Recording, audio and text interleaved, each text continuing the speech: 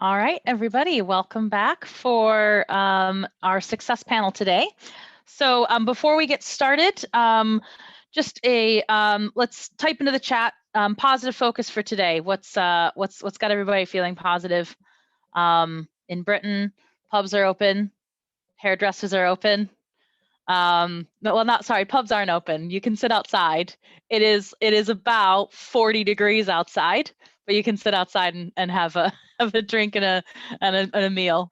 In Britain yesterday, it was literally snowing down in the southern part of the country, but many of the beer gardens and patios were still quite packed yesterday for the first day open. No COVID in Florida. 88 degrees here. Great. 50 referrals in 1 week last week. Amazing. Adrian, Matthew, or sorry, I don't know. Think that is that Maya in New Jersey, visiting the team. Yeah, people were in beer gardens in Newcastle at 12:01 on Sunday night. Amazing. All right. Ontario, yep, entered the third lockdown. Awesome, 2-week wait list and 6 patients on the schedule. Great, Alan, and we're looking forward to hearing more from you soon.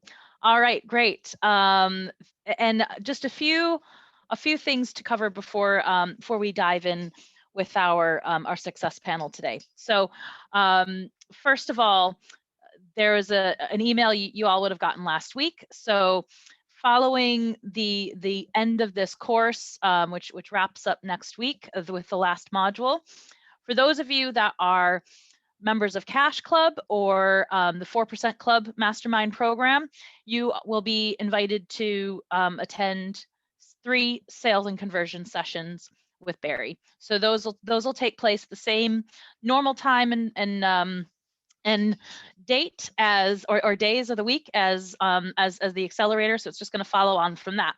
So if you're already a member, so if you're already a member of Cash Club, already a member of 4% Club, you don't need to do anything.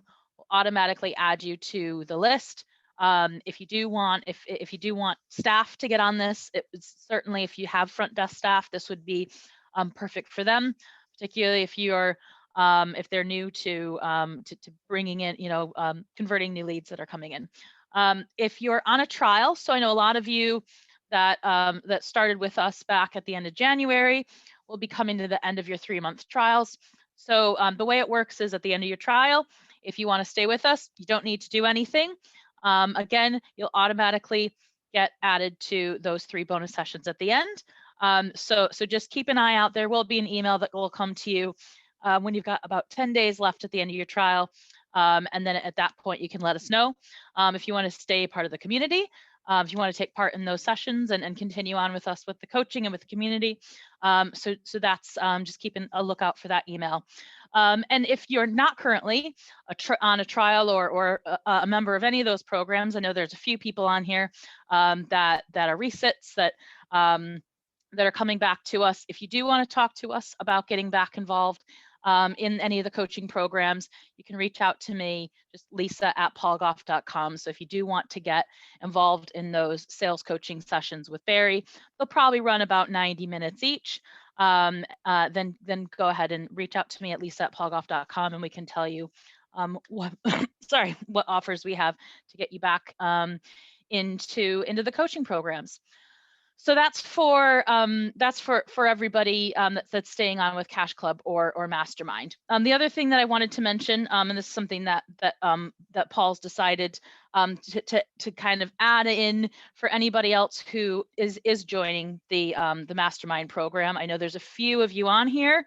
There's Arnon, Maureen, and Ellen, and Luis who have joined already. I don't know if I've missed anybody else. I think that covers everybody. Sorry if I did miss anybody out of that group that have recently joined the Mastermind program. So you guys will be grandfathered in on this. But Paul's going to be doing a 6-week team transformation training. We don't have a start date for that, either June or July. So that's going to be 6 sessions. So they're going to be on marketing rhythm and structure, culture, recruitment, practical clinical finance, personal branding, leadership essentials, and how to step into that role. So that's going to be 6 sessions that Paul's going to be doing. Quite a small group, because it's just going to be mostly just the new people coming into the mastermind program. So if you are looking at joining our 4% Club mastermind program, that is something extra that we'll be putting in on top of your membership. So if you are interested in finding out more about what that looks like, the 4% Club membership, then you can reach out to me again, lisa@paulgoff.com, if you want to talk to us about that. Oh, sorry, yes, Ashley, Ashley and Mike as well. Sorry, I left you guys out. I knew there were 5 from the class, so sorry about that, Ashley. Ashley and Mike, they're in Nashville, also joining the 4% Club quite recently. So, all right, great. So we've got our panelists on. We've got one more that will be joining us shortly, but she'll be on soon. But could I ask, our panelists are very kindly giving up their time to speak to you today. So can we get some more people on camera? I'm seeing a few people on camera, but out of respect for people that are giving their time to talk to you today, it'd be lovely to see your faces. Get a few more people on camera starting out. So our success panel today, excellent. Great to see your faces. Love it, love it, love it, love it. All right, so we've got joining us today. No problem, Ellen. We've got Nathaniel Reed from Reed PT in Fort Worth, Texas. We've got Alan Ishmoily from Premier Sport and Spine in Thornhill, Ontario, and we've got Paul Hendricks of Body Balance in Lakeway, Texas. And we've also got Carrie Jose is going to be joining us shortly as well. She was finishing up with a patient, but she should be popping on very shortly. So I guess we'll start with first question to you guys, and if you want to come on one at a time and just give us a bit of an insight into how is your clinic doing today versus when you started with the program. So I'll go to Alan first because I can see you there on my screen first. So yeah, Alan, if you want to go ahead and share a little bit about your story with us. Yeah, so my practice opened in January or November technically of 2018. I was working at I was running a hospital-based clinic. At the time, I was dabbling in other coaching programs and trying different things. I was getting kind of patients trickling in, but then I knew when I opened my own place in January, I didn't have kind of the backing of the hospital. It was all me, and so I decided to go into Accelerator. So the big difference for me was that within a month, I think by February, I already had a full schedule with a wait list. And that was only through the first couple of modules of learning how to speak to my client differently, actually defining who my perfect patient was, changing the messaging, and also raising my prices. Those are the big things that got me going and kind of snowballed from there. But the big difference between what I was doing before was just very inconsistent. I didn't know where my next leads were kind of coming from. Didn't have a system of marketing. I was just throwing darts and hoping something would stick. And this kind of gave me a system to kind of build a marketing program around. Excellent, thanks. All right, so on to Paul. Hi, Paul Hendricks. Hey, so, I joined in with Paul's group, oh gosh, 4 or 5 years ago, did Accelerator. That was kind of one of my first things that I did that brought me into this community. I've been in practice, had my practice since 2004, sorry. And what I found just year in, year out, I was just doing the same thing, not really breaking even, but never really, having a profit. I also at the time was still very much just a solopreneur, so it was me, myself, I had one front desk person that was kind of on and off.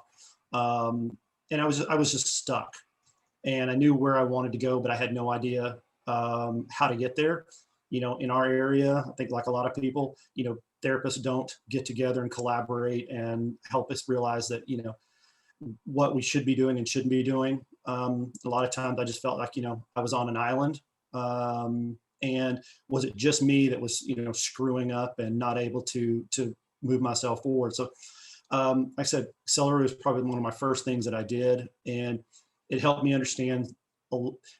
Again, I think like a lot of people, we didn't get much marketing, any kind of business skills in school. So it helped me understand which direction I needed to go. And similar to what Alan was saying, it helped me get laser focused. And I've gone through and rewatched and audited Accelerator probably every year.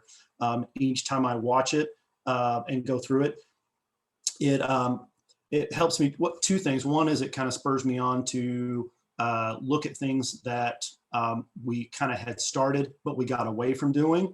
But also two, each time we go through it, as we do module to module, it gets me looking back at how are we doing certain things? How could we make them better? And each time, even going through this time, it's like, Brandon and I have looked at how do we, work on our client journey? Well, how do we look at our pricing structures? How do we look at, what we're doing online versus offline, and starting to create those plans. So again, always going back and looking back at where we are and how does that compare to what our plan needs to be, is also, it's just been great. Awesome. Thanks. Great story. All right, Nathaniel. So yeah, so my clinic is it started originally in 2017, I think around August, and so actually I didn't get to enjoy the greatness of Paul until about a year and a half after I started. So I started as a insurance-based PT clinic, and so I was going into doctors' offices, and I was, I could get some referrals going, and I actually felt, I made some good relationships with many of the doctors. And what happens is I realized very soon that you can go in there, they'll give you the time, start sending you clients, and then it kind of fades away some if, say, another company comes in and they've bought, Super Bowl tickets for them or whatever that, I'm just giving a bad example, not actual Super Bowl tickets, but a lot of times there's a lot of chain PT in our area. So I was finding that my leads would go somewhere else, or sometimes they would sign contracts with hospitals, and then I would lose those leads because that physician can only send to their people.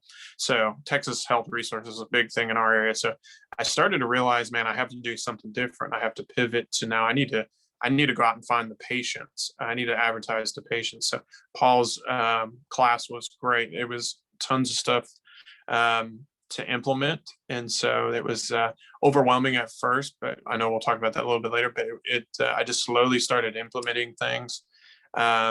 So from where I was then, it was just me and another PTA, and so that would have been probably about 2.5 years ago. And now I've got a team of 7, and then now we're going to hire a marketing assistant, really ramp it up. COVID kind of slowed us down a little bit, but we're going to ramp it up. And so this I've been kind of auditing. I like what Paul said, going back and auditing everything, because this stuff's good. And this is actually the best program they've done so far. They've added some modules. And so we're going to be trying to implement some of the 90-day marketing and have an actual marketer to eventually do this. But at the beginning, it was just learning and implementing, and really just, I think probably the most important thing was that I just stayed consistent and kept with it. But what we realized was that talking to patients was so much easier, and knowing who your patient is and defining that in the program was really helpful. Looking at the different channels, I've never at one time, shot off all of the different channels, Facebook, Google AdWords. I've done probably all of them at different times, but the reality is that that you have so many options to attract those different individuals. And so knowing exactly who you're sending it to, kind of how to find the who, I guess you could say, like, who am I talking to?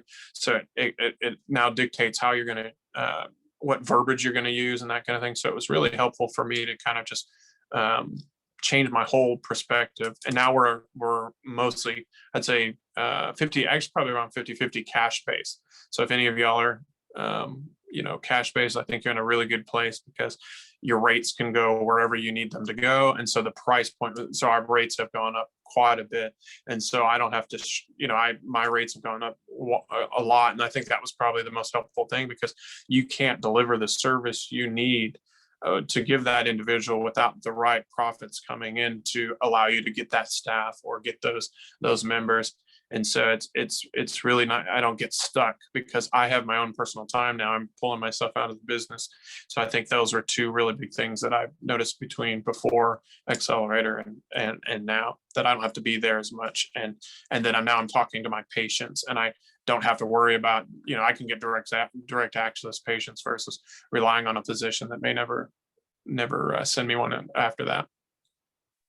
Yeah, I think that's pretty classic setup that we see, Nathaniel. And I think there's I've had some people come in, take the course that have had their entire revenue dry up overnight because they had one big contract and it went to a hospital, and they went from flying high to zero overnight. So I think it's a pretty, such a classic story, really, this day and age, of that happening more and more and more and more. And it's a great insurance policy against that, to have that ability to attract those cash patients in. So great. All right. So some of you touched on this a little bit, but if you could elaborate a little bit more, what has been the biggest thing that you learned on Accelerator that has got you to this point today? So Alan? So biggest thing, like I said before, it was defining my perfect patient. Before, I was basically trying to advertise to everyone, physio, we can help you with neck, back, shoulder, knee, this, that. So once I focused my message on the people that I was seeing most often, I was being most successful with, and were spending the most money with me, which was people with chronic pain, and changed my messaging, I was just attracting those type of people more and more and more. And I felt very comfortable to turn away or refer to other people, those other cases that didn't kind of fit that perfect patient, because whenever I did fall back and take those type of clients, they never ended up staying long or spending much, and they're more problem type clients. So again, because they maybe didn't perceive the difference with their type of problem because it was more acute. But for me, it worked out to once I laser targeted that message to attract that type of people. And then I also, the follow-up process, the conversion process, that was a huge module for me. Whereas before, I was trying to convert everybody on the phone on the first call, and learning the follow-up process, I adapted kind of a more long game type mindset, right? I was more detached from the outcome, and I took on what Paul always said, you will be my patient, we just haven't agreed on a date yet. And I've converted people 2 years later just by checking in with them every month, every couple of months, seeing how they're doing, and just giving them resources and helping them out with whatever questions they had until they felt comfortable enough to work with me. So those were the two biggest things for me, because then once you get into all the other tactical or all the implementation type modules, without having those two basics, you could be wasting a lot of marketing dollars, either getting leads that you can't convert or just speaking to the wrong crowd. Great. All right, Paul? And I would agree exactly with what Alan said. I think on top of those two, I think the other thing too is just to not put all of our eggs or our money in one market, to really diversify our message. Thinking through, because I think sometimes we get stuck with the flashy, let's do Facebook, let's do Google, but sometimes going back, old school and getting, sending out the mailers, sending out, thank you cards, getting into the newspaper. I mean, that was one of the big things, we kind of got away from, but a year ago we were getting, every time we would put like an advertorial into the newspaper, we were getting, 3 to 5 quality leads every week and able to convert those. And just, again, updating websites and stuff like that to speak to the people. Again, what Alan said, when you kind of get laser focused on who you're trying to attract, you can get real specific with your messages online and offline. So I think that's the thing. And then the other part is just the being consistent. Making a plan, again, coming up with the marketing plan and the roadmap, and then just getting real consistent on that piece. So that would be my big takeaways. Awesome. All right. Nathaniel. So yeah, they kind of stole some of mine, but those are awesome points. So I would definitely say knowing who you're going to send out to. And I call it, Paul talked about kind of the old school. Those are kind of the lowest hanging fruit, and sometimes when you're just starting off, the easiest to implement as well. So that was really nice. A lot of programs actually kind of work on only the fancy stuff, but the old school, especially if your patient is in that demographic, knowing your patient and where to find them was very important. So that meant for us that we were going to use some of the old school stuff. It started to really be helpful. So one of the other, and he says it everywhere, so it may not just be an Exceller, but fortunes in the follow-up. So he said something that Paul said, that if I were to buy your business, I bet I could just call up all the people that didn't end up converting and get my money back on your business just by calling them back and following up with them. So it made me realize there was a lot. You can always go and market outwards, but once you start to, especially if you've already been, that's the first start if you're a new beginner, but if you've already got some patients and you're doing Accelerator, is you've got a whole list of people that you can speak to and follow up with and check on. And here's a report. Here's my back pain report. You haven't converted yet, but it's just kind of like what they're saying. It's a matter of time before you become a patient. And so we've implemented quite a few of I call it the in-clinic marketing, and that's usually the cheapest as well. So if you've already started and have patients that you're already seeing, or have some patients coming in the front door, don't forget that stuff. That stuff, I think it's really important. And patients like that they get checked up on, and they like that, hey, that the doctor or the physical therapist cared about me enough to kind of follow up with me. And then email marketing, things of that nature. But it's all good to have different channels going, because you never know where you're going to find your perfect patient. Your perfect patient's not always sitting outside. So I think having those different avenues, start with what's the lowest hanging fruit, and then you'll grow avenues as you're implementing. But definitely once you get things going, yeah, kind of like I think Paul said it, be consistent. If you're going to do it, be consistent, and also look at it kind of like a long game. Just because your one newspaper ad didn't work out doesn't mean that you don't want to try it again. You'd be surprised. You'll switch the ad up just a little bit and put it in a very similar newspaper, and then all of a sudden it resonates. So don't give up. That's what a lot of people do when they pick one of these channels. They'll throw something out there, not hit a home run every single time. They're like, it's not working. So look at the long term. They saw your name. You're even if you're just getting brand recognition, and people when they have pain, they're going to remember you. So it's not lost dollars. And also we talked about this in a different program, but the long term value of a patient could be worth a lot more than the dollars you invest. That's something we kind of learned recently that kind of resonated with me. But yeah, I think that would probably be my biggest takeaways.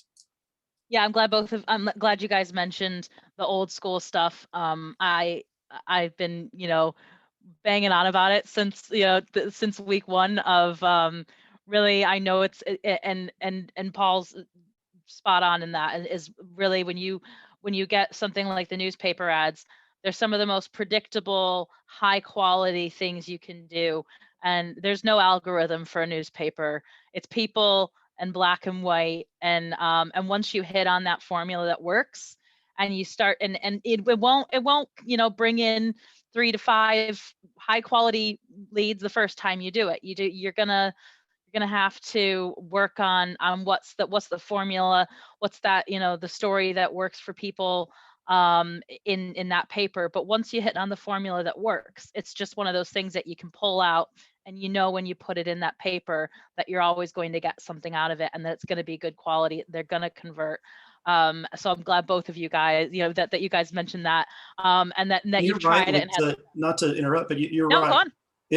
It took us probably 2 months to start getting traction with our newspaper ads.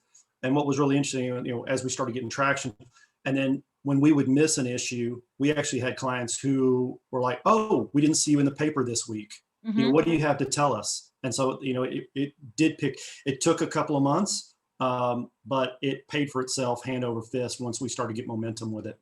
Yeah, definitely. And you'll get people that will come in and they'll say, "Oh, I've been reading your back pain ads for the last 5 weeks, and I finally, then I finally called in." So you'll get those people that will sit and they'll read it every single week, and they'll cut it out and they'll bring it in and they'll put it on the fridge, and it becomes, it's a tangible piece. And I think that's often neglected, and people want to get on this to learn how to do Google and Facebook, and neglect the basics. So I'm glad you guys have both had a good experience with that, and that you can share that with the group here. So at the moment, everybody everybody on here is in the thick of that implementation stage. So what challenges did you first run into trying to implement, and how did you overcome them? So Alan? So many. So it's very overwhelming. You're learning, not only you're learning these, it's a whole mindset shift, first of all, right from the gate, from the first module again, and then trying to keep up week after week. I felt like I needed to complete each module before the next class started, and I realized that was impossible. And then I started hearing people saying, it can take up to a year to implement this course, which is true. I mean, in my case, I started when we learned the website module. I started to put together my website, or redo a little bit of my website, and it just took forever. I actually, 3 years in, I never actually finished the website. I had a back pain page up because that was my number one condition that I was treating, and I had Google ads going to it, but I never built out, the shoulder or neck or knee pages 3 years later, and I was still doing really well. And then I just outsourced it. I gave it to Christine Walker, and her team built out my website, and it went live last month with all the pages that should have been there from the beginning. And it's amazing, just night and day difference as far as number of visits and leads have gone up. But also people are telling me things I didn't hear before. Like I asked them, what made you want to choose us? Because I always ask them, how'd you find us? You did a Google search. Well, if you don't mind me asking, there's tons of physios in the area. Why did you decide to call me? She said, well, your website just spoke to me. Or I felt like you were talking just to me. Or this is exactly the way I was feeling, So again, so it can take a really long time to implement, but very well worth it. I wouldn't stress over how long it is taking, but at the same time, if I was to go back and do it again, I would outsource a lot more of it much sooner. Yeah, I mean, obviously, if you're starting off and you may not have the cash, there's still a lot of ways you can outsource to VAs very inexpensively. You may not need to be able to do your website right away, but some of those smaller things like outsourcing your ebook designs and things like that can definitely be done very easily through Canva, or just giving it to a VA. Another thing that I used heavily was the Facebook group. There's so many resources. Any ebook you can think of any topic is uploaded in there. So I didn't have to write much. I would just go in there, grab some of the copy, change it up to fit my style, and then have it done. So and again, and each time I took Accelerator, I think this is like 4th or 5th time, like Paul Hendricks said, you pick up something new. I mean, I was taking even the first couple of modules that I had access to, because this is an expanded version. I was still taking notes on those modules that I already listened to 4 or 5 times on new things that I didn't hear the first couple of times, and started to implement. So I wouldn't stress over implementing everything at once by the time next week comes around. Just create a plan and just chip at it. Great. Paul?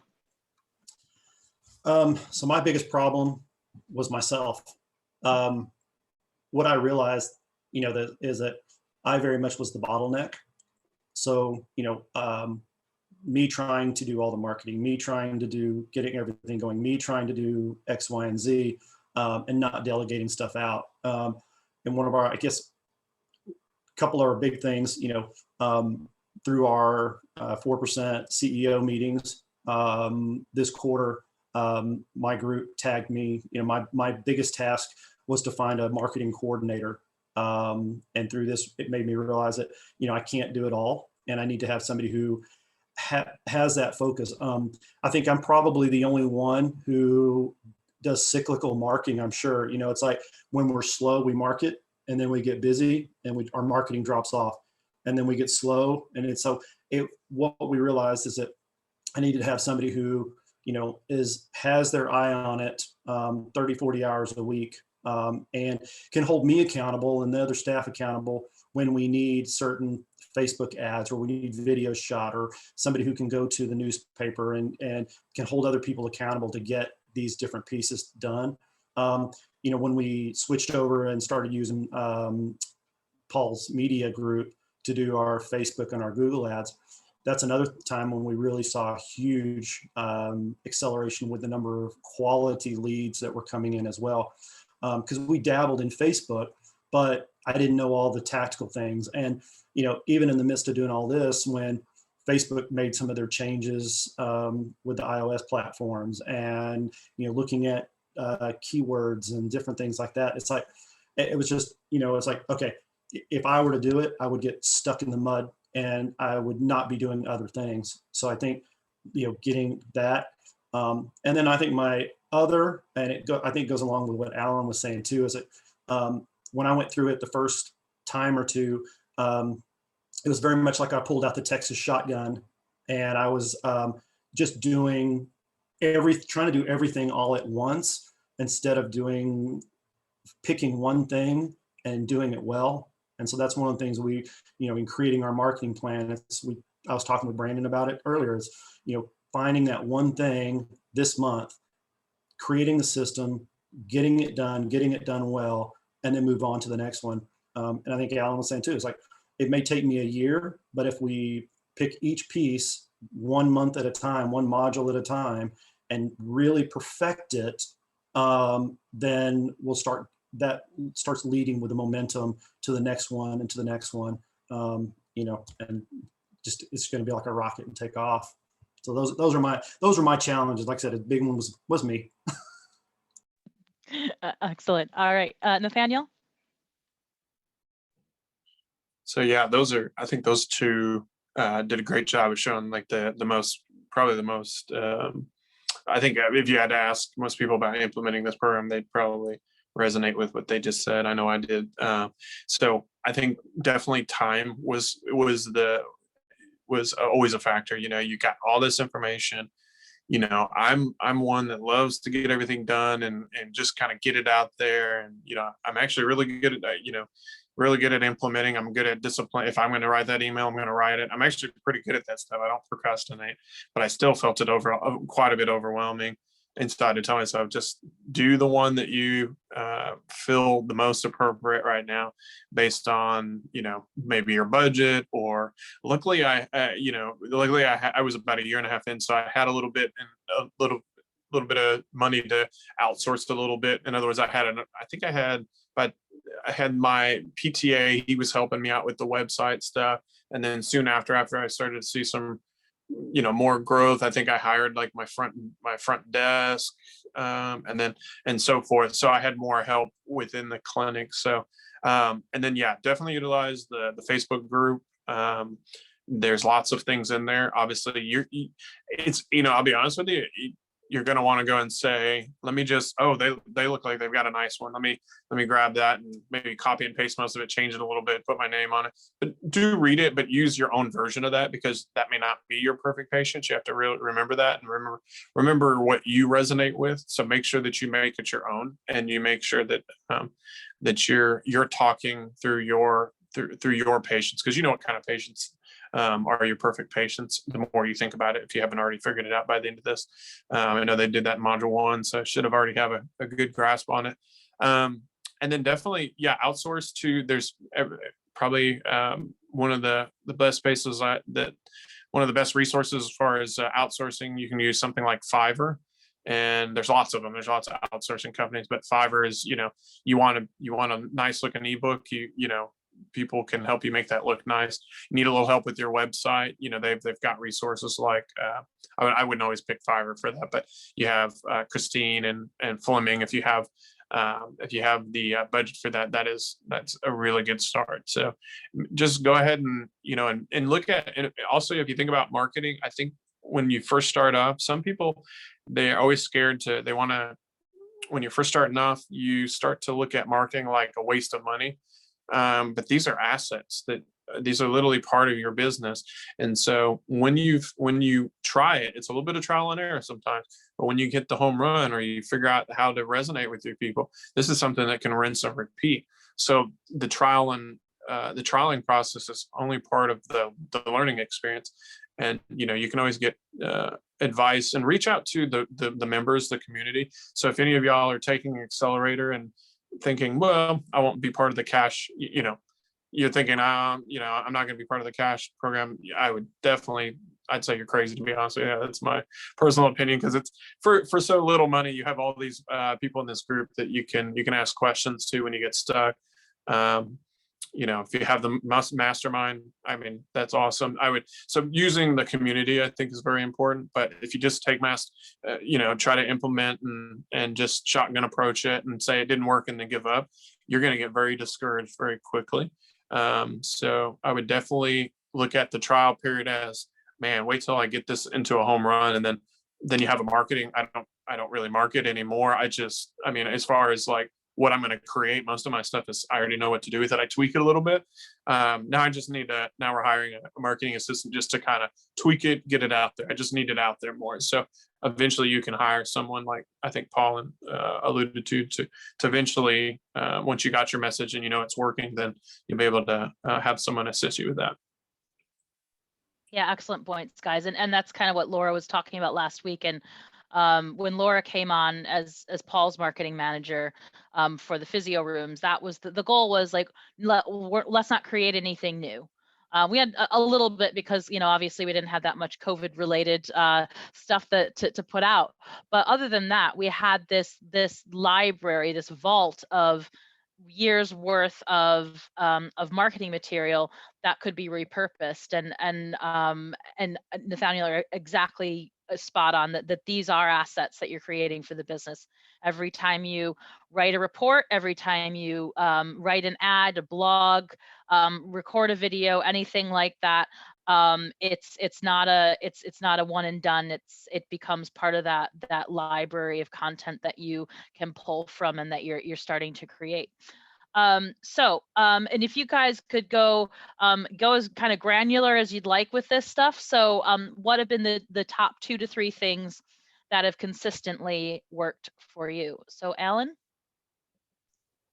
Okay, so Google Ads would definitely be my number one. I implemented that as soon as I had access to the module, and Simon helped me set it up with the keywords and structure and everything. And it's been getting me anywhere between 5 to 10 leads a month, which gets me predictably 3 to 4 new patients through Google a month. So that the ad spend already pays for itself. Like I mentioned before, the website was a great investment, because again, if you have your messaging right and people land on your website, whether it's through an ad or organic search or Google Map search or whatever it is, if you're speaking to that person who's looking for that solution to their problem, it's almost guaranteed that they'll call you over anyone else in the area who's just advertising their services to anyone and everyone with a laundry list of conditions that they treat, right? So the Google Ads and the website have been the biggest thing for me. I haven't done any of the old school marketing. Newspapers in my area are ridiculously expensive. The next thing I definitely would get into would either be a postcard or a 3-step mailer. But other than that, community events, I know was new to this 12-week version, but I was doing community events and workshops, and those have been, whenever I did them, very predictable lead generators, where I would get a couple new patients. I think the first one that I did, I got, I want to say 12 to 15 new patients off a workshop. So it's just, again, the way you communicate the workshop messaging and who it's for will definitely determine the quality of the people and the mindset of the people coming in. So I think those were kind of the big things. And then obviously pricing strategy, like the other things that are not, tactical, the pricing strategy. Every time Paul does that module, I go back, I look at my prices, I bump, products, I package things, I bundle things, and I'm still implementing things just from that one short workshop or session. And then the session that Laura did last week, the 90-day marketing plan, it just brings everything together, and that was definitely a new session that really helps pull things together that I definitely am going back to listening, reviewing, and starting to implement that too. And correct me if I'm wrong, Alan, but you also do you send out a newsletter, a physical newsletter to your patients? I know you did Yep. at one point. Yeah. So we were doing a monthly newsletter up until April or May of last year. I lost my admin during COVID, and then I stopped doing it. But that's something, once I get someone to help me, I'm going to definitely bring that back, because again, I would get reactivations from that. Again, 2 to 3 a month of past patients. It was just going out to past patients. 2 to 3 a month would just call me in, because again, I'd stay top of mind with them. Yeah, absolutely. Excellent. Thanks. All right, Paul. So we did a lot like Alan, but I think I'm going to go back to some of the old school things that we did. Doing the newspaper or magazine, putting the advertorials in there, and all that to me comes back to just the educational marketing. Taking things that were that we created in the tip sheets and the reports, and just basically repurposing that into putting articles in the paper to capture people. And just again, walking them down the path, for 2 or 3 weeks, and then asking them to contact us type thing. Those worked really well. Even going through, sending out, postcards, sending out thank yous for referrals, sending out birthday cards, anniversary cards to, some of our top clients and things like that. The number of times that I, would have clients that would come back in and, make it a point of saying, hey, thank you for the birthday card, or thank you for the anniversary card, how did you know, kind of thing, just caught them off guard that they really liked. As far as like the online stuff, again, like Alan said, the getting your website, touched up to where it talks to your perfect patient. You've got things for them to interact with, above the fold when they first click on the website. Do you have your phone number up there where it's easy to be able to just click and dial straight through? Do you have some, basic educational stuff that is going to catch your ideal client's attention, so that they actually they're doing something with it? Because then through what we've learned is, if they go on and click on a report, or they click on a tip sheet, then you're able to repixel them and retarget them, and take it to the next level, and really make sure that you're spending your money appropriately on people who really are interested in a certain area. If somebody clicks on a page that's about back pain, then you're dropping things into Facebook about back pain or knee pain, type things. So that getting really specific on those is huge.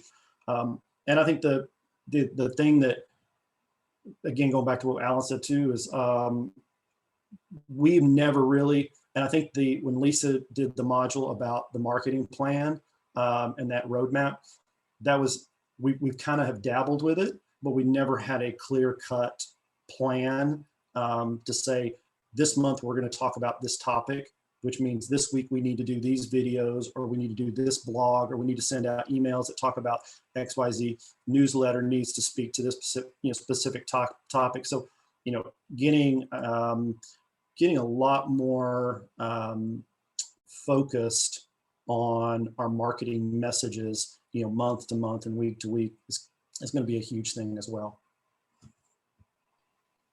Great. Nathaniel?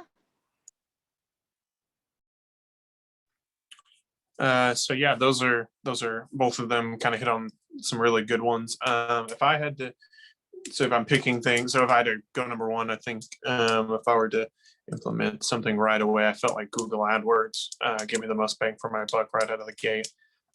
Can't miss those other things, was super important, but Google AdWords is something that I consistently get leads, always worth the budget. I always get a good number of patients coming in through the front door. And then just getting that started, whether that be with Paul's program. I know they have a online explosion, so they're a whole nother level of how they're doing it, so it's great. They actually didn't have that program originally when I started, so I just got it up, and it's still giving me some leads. So definitely got resources there for that between Simon and maybe that program there. But I found that actually, as I add the Google AdWords, I actually started to learn about how to read it a little bit more and learn about, and if you let them do it, it'll save you a lot of time. But I've gotten better at kind of learning what people are searching for in my area. So it's starting to helps me advertise to the people that I'm going to market to. So you get a lot of information on who's going to your website and what kind of people are going to your website. So then it can help you strategically figure out what the website will look like as well. So if you're seeing a lot of people like, man, this topic keeps coming up, you should probably have a page for it on your website, and make sure. And then if you're just starting off, just make sure that you have an interactive page where you can capture leads. So I would say Google AdWords and the website got to be, I would say, probably the most important for if you're just looking for that, letting the internet do your advertisement. The other stuff is just as important. I think probably if I had to say another one that's been really helpful, it's been Facebook ads and workshops. So I pretty much get most of my workshop people through Facebook ads, and so I'm able to. During COVID, we did virtual workshops, and this module, actually, I was doing workshops and had learned some stuff somewhere else. This module, I think, added workshops, so that was really cool. I think Paul had some previous material that I'd listened to, but they added it to this particular accelerator, so that's really cool. And so once you figured out how to get people into your workshops, it gives you a great opportunity. COVID obviously slowed the in-person ones down, and I know that it's, at least in Texas, Paul, I think you're in Texas, starting to open up a little bit, and so we're eventually, I think workshops will be a better source, but you could always do virtual ones. They have, they're very similar, and you got to utilize Zoom. There's, you can ask questions if anyone ever has questions about it, but the idea is still the same. You're still trying to resonate and help people understand what's going on, and definitely just leading them down the path of finding solution. So you're getting higher quality leads when you start to get out there and do events like that. I would say if I were to pick something else, I would probably say the newspaper ads were really nice. Newspaper ads have definitely been able to bring us some people, and even when people, I had people telling me, "Oh, I saw your ad," in my own neighborhood when I did newspaper, and they weren't in pain, but it was just, I knew that there was I would see referrals go up, and I didn't always know that necessarily that was where they came from, but just having that, like Paul talks about, and Lisa, and I'm sure the whole team talks about, kind of having omnipresence. So newspapers, you can get into your local area and be online and be in, you have just multiple options. So people just saw your face, and when it's time to buy, you're the person that they see. So I would say, the first thing I would say if I were implementing, I'd probably get some version of Google AdWords up. I help my fiance she has a law firm, immigration law firm, and we put Google AdWords up, and she started focusing on getting reviews from her, so she gets up higher on the organic SEO search kind of stuff. But those were two things that were very important. And as soon as she turned on Google AdWords, she start to see a difference. And then because that's I would say that one's an easier one just to throw up there. To perfect it and get with Paul's group to get really good at it and really boom, you need to get with them, but just get something up, I would say. And that way, then you can focus and implement other things, and it's already starting to bring you leads right away. Yeah, absolutely. I think when it comes to the Google stuff, even if it's just getting up that physical therapy near me ad is as a basic, if that's all you can do, and that's all you can get up on your own, that's still gonna help you catch that, like, the lowest hanging fruit, the people who are looking for you, and they should be able to find you if they're looking for a physical therapist in the area. So excellent. Right. So all three of you guys are members of the Mastermind program and have been members of the of the community for a while as well. Alan, you started out with Cash Club and then moved up into Mastermind, and Nate, you did as well. I think Paul, when you started with us, we didn't have Cash Club. So yeah, you're a veteran. But could you guys all tell us a little bit about how Mastermind and even just the being a part of this community in general has helped you? So Alan, if you want to tell us a bit about that. Yeah, it's I mean, for me, it was the mindset that I couldn't get this wrong. I'm a sole, income earner in the house, and this was a big investment to take on. I've never had a business class through any of my schooling. So the idea of finance and management, and I mean, I've managed clinics before, I've managed people before, but this was obviously a whole new level of responsibility. So for me, having access to Cockpit, for example, and understanding finance and understanding the ins and outs of a clinic, it just minimized the risk to me. And knowing, obviously with all the resources, hiring resources, minimizing my chance of getting the hire wrong, because that could be a very expensive mistake if you get it wrong. So for me, it was more about mitigating the risk of making stupid decisions. Not to say that those still don't happen, but very few and far between, between accountability calls that we have every 2 weeks, calls with Simon monthly to keep me focused on the biggest problem I have going on at the time.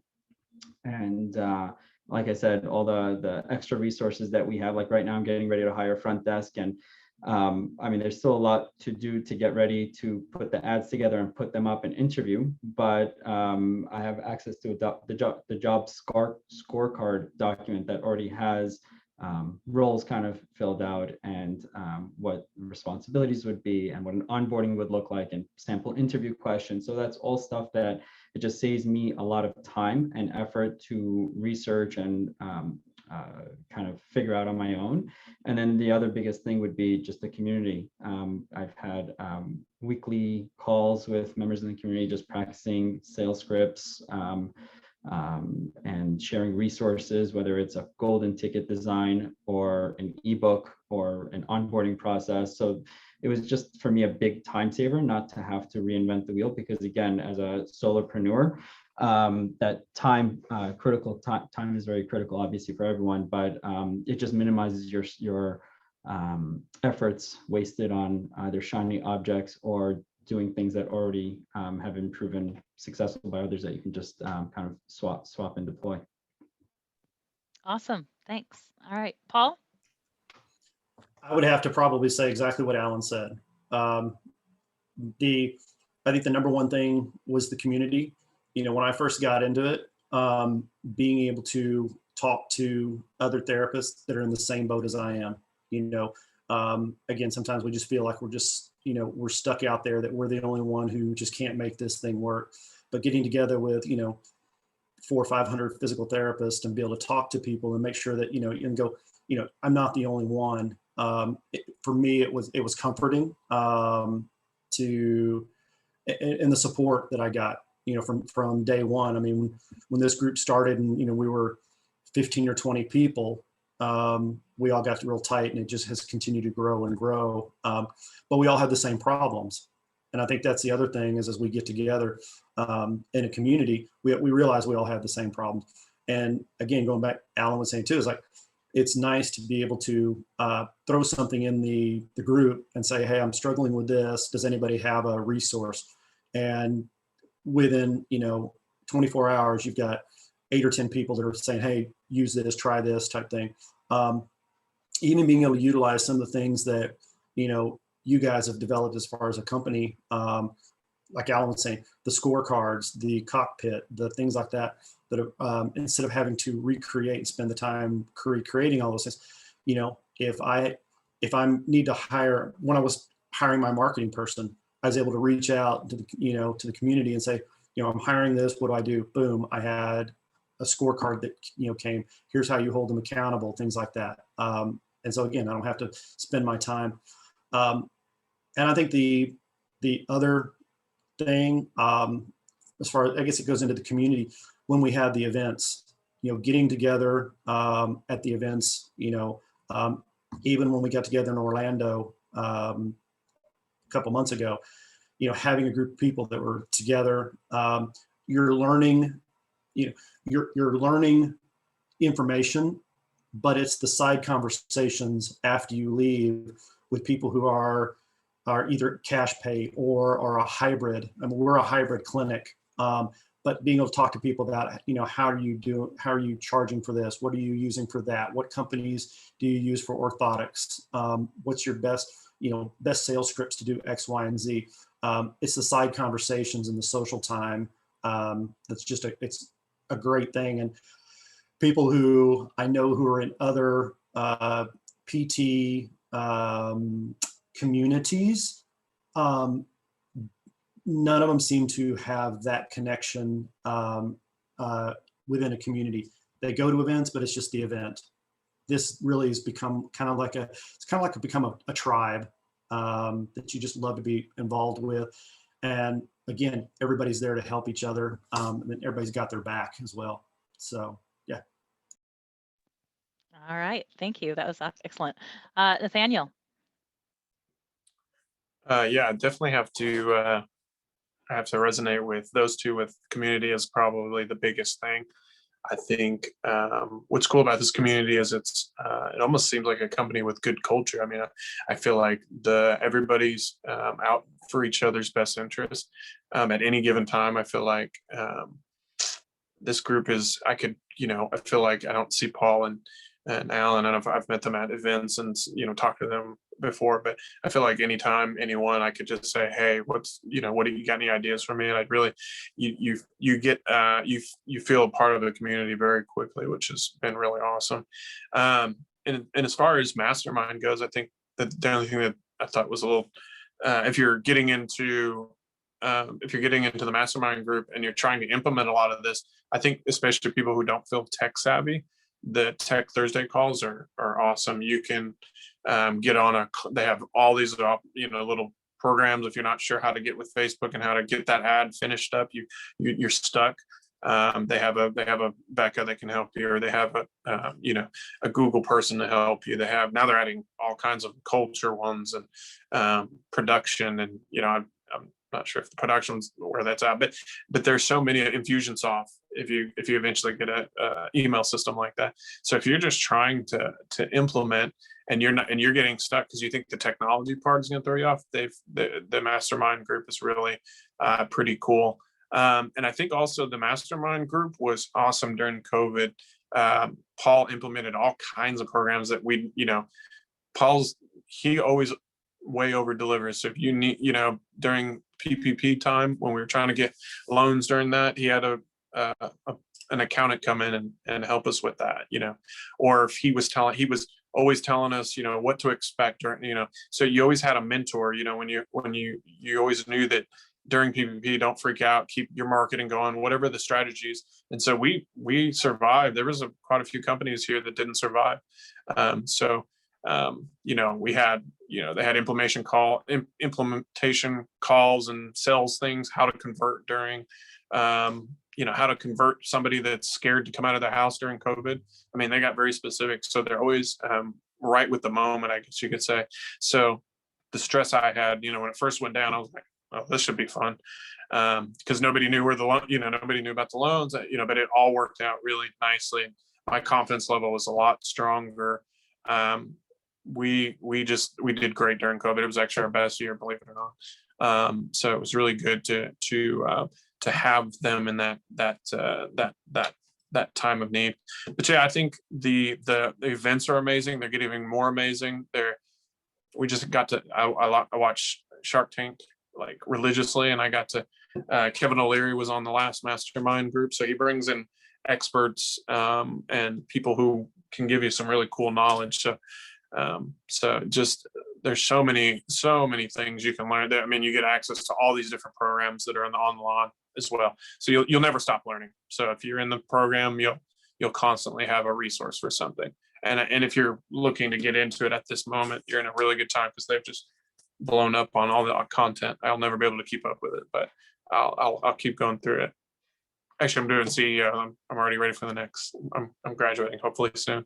Awesome. That's great. Great to see you guys moving up and graduating. And Nate, you came to Rapid Action and then joined up. So you've had it's been a fast, I think, same thing, Alan, you started, you were a brand new business when you came into Cash Club, and then went into Mastermind quite quickly after that. And the progression, so not to leave you out, Paul, but you're the veteran, and straight in, but I think you guys have had just such an amazing progression. So I'll open Lisa, it up to.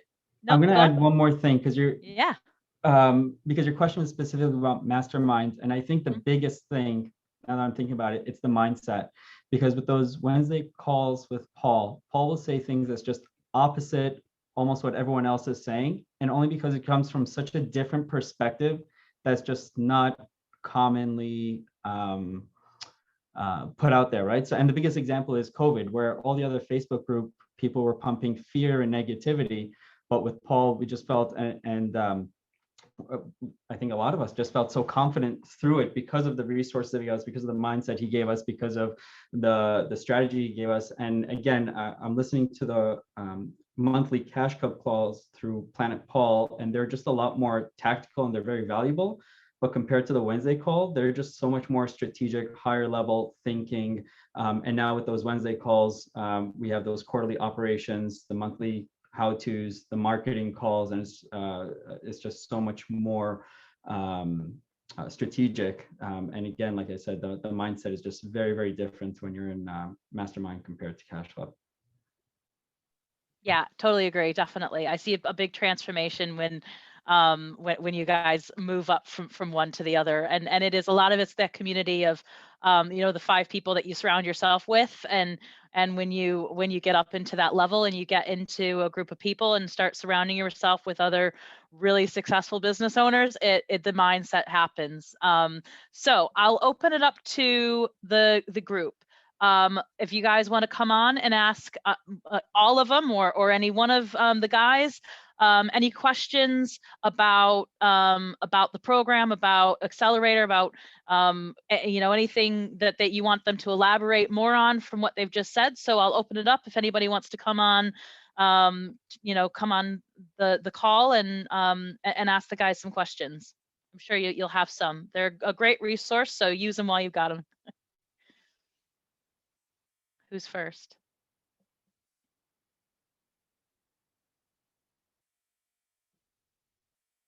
Don't all talk at once. Lisa, Hi, I have a Martha. question. Hi. Yeah, hi. Well, I just really want to thank the panel, Alan, Paul, Nathan, Nathaniel, rather. Just really great insights. I'm fairly new with my business. And one of the systems I have a problem with, I have PT Everywhere for documentation, scheduling, uploading, patients' information. And I'm really not liking it. And I'm just wondering if either of you have a system that you really like for your documentation and scheduling, because I'm feeling really overwhelmed with the PT Everywhere. So if you have any insight on that, that would be great. Are you a cash pay, insurance, hybrid? I'm a cash pay. Okay. We're kind of a hybrid. We used, I guess up to about 2.5 years ago, we were using WebPT and it got really, really cumbersome. We switched over to a company called Practice Perfect. And we do our scheduling, we do our notes, we can do any billing through that platform. It's got a really robust reporting system. So anything that I need to pull as far as our cockpit and stuff like that has it in there. They're also been really responsive as we've needed certain things on reports, we can reach out to them and their coders will write things to be able to pull information the way we want it. So they've been really good. And as far as their notes, it's just a simple SOAP note. Fill in the box. You can be as detailed as you want. It auto-populates everything from a previous note over that you can use or not use.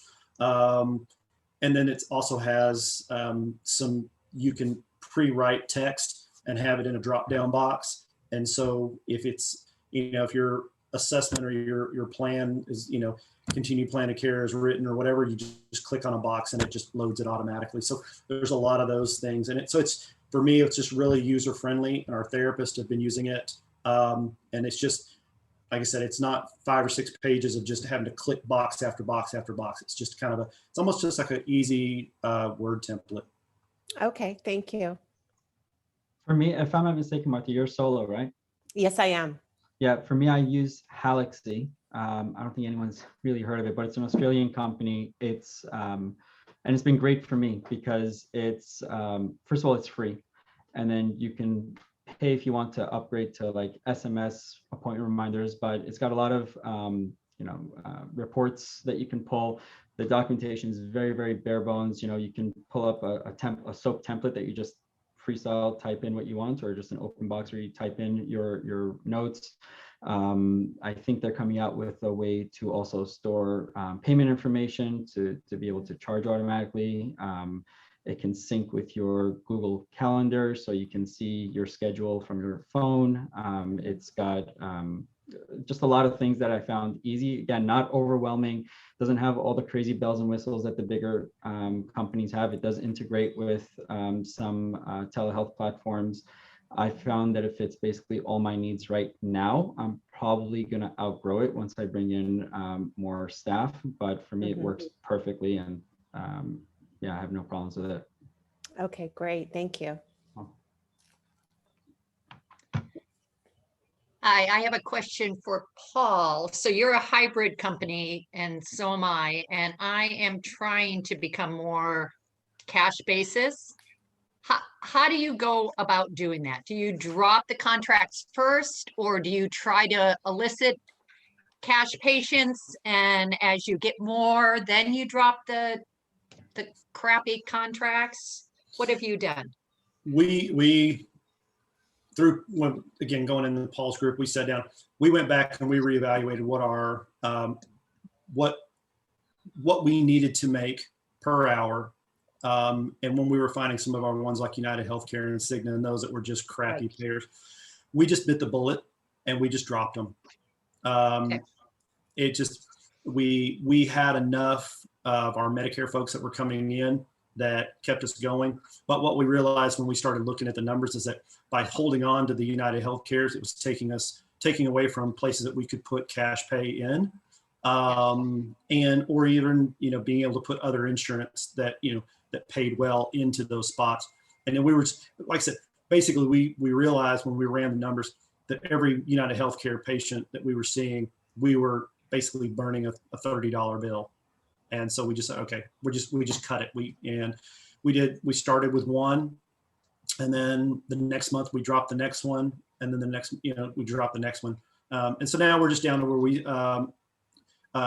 Blue Cross Blue Shield's our big payer in Texas for federal workers. Really? We have that one, and it pays really well. Oh my and God. then Medicare is our other one that we're on. But we also, the beginning of last year, we started looking at what our percentage of cash pay versus our insurance were. And we just started setting the bar saying, by this point, we want to have X percentage of cash pay. we sat down, we created 3 different levels of packages for people to buy into. And it really became an easy conversation because as we were doing insurance verification with some of these people that were both in network and out of network, we realized a lot of these people had, anywhere from a $3,000 to $5,000 deductible, which they were never going to meet anyway. So being able to have that conversation about how we were able to provide a service, a quality service to them. Here's what the value was. Here's what the investment was to do business with us. We started finding that we were slowly selling more and more packages. And like I said, we just, each quarter we're reevaluating where we're at as far as percentages. And we're trying to add more and add more. The other thing we did too, from a cash base, is we're starting to create a lot more maintenance programs. So as people graduate from their PT, trying to get them to come back in and use a gym membership and pay cash for that. We've also initiated to where, if we're seeing a client 3 times a week for the first couple of weeks, as we say, go into week 3, if we're seeing them 2 times a week, then we schedule them to come in a 3rd time to do their own independent workout in the gym. And then they pay just like a $40 a month membership fee to come utilize the facility. And so it's kind of indoctrinating them and getting them used to coming in and doing the exercise. And then, one of the things, again, we've talked about is adding those other cash services, like doing, some other personal training or group classes and things like that that are more cash pay as well. Okay. And I had another question there. Oh, so like I have my Blue Cross and Blue Shield are the worst payers, which is ironic. But in the contract, it also says once they've used up their visits or whatever, I'm supposed to continue to give them the same price. Have you come across that? No. Okay. No. So those are probably the first contracts I should get rid of. Yeah.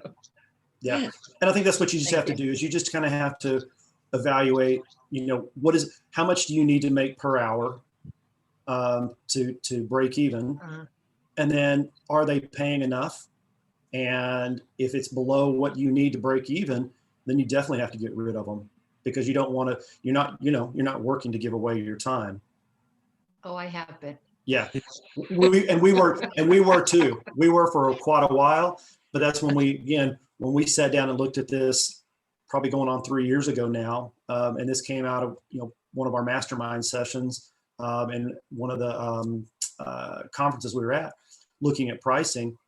When we went back and started really doing the math, it was like, shoot, how many tens of thousands of dollars are we giving away? It's like, so it's like, all right, let's cut them. And we actually, going back and looking at it, when we initially cut like our United Healthcare, we had people who left to stay in network. They went to a United Healthcare provider for 2 or 3 weeks. And then almost every one of them came back to us, because they were like, well, the only people that are taking a $60 fee from a client was a PT mill. And they were tired, after they experienced us giving one-on-one quality care, and then they went somewhere else where they were being seen with 3, 4, 5 other clients at the same time, and they hardly even knew which PT they were seeing. They all came back. Yeah. So don't be fearful that you're not going to get them back. Okay. So Paul, did you come out of network, or did you completely drop the contracts? We dropped the contract. We just dropped all their contracts, and now we see them both in network or out of network. I mean, we just see them out of network. Sorry. So you see them either your existing contracts in network, or like your United Healthcare, completely cash pay. It's all gone. Yeah. Our only 2 that we're seeing now that we're in network with are Blue Cross Blue Shield and our Medicare. I laugh. I'm like Kathy, where Blue Cross Blue Shield is the very first one I'm gonna drop, because it's the worst. Yeah. Interesting how it's different state to state. It is. Yeah.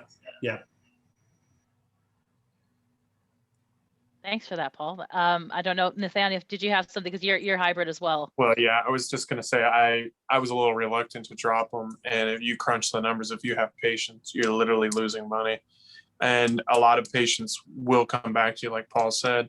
We found out many of our patients had out-of-network benefits that were exactly the same as in-network. Now we're seeing them for a lot higher, so we can sometimes use their out-of-network benefits as well.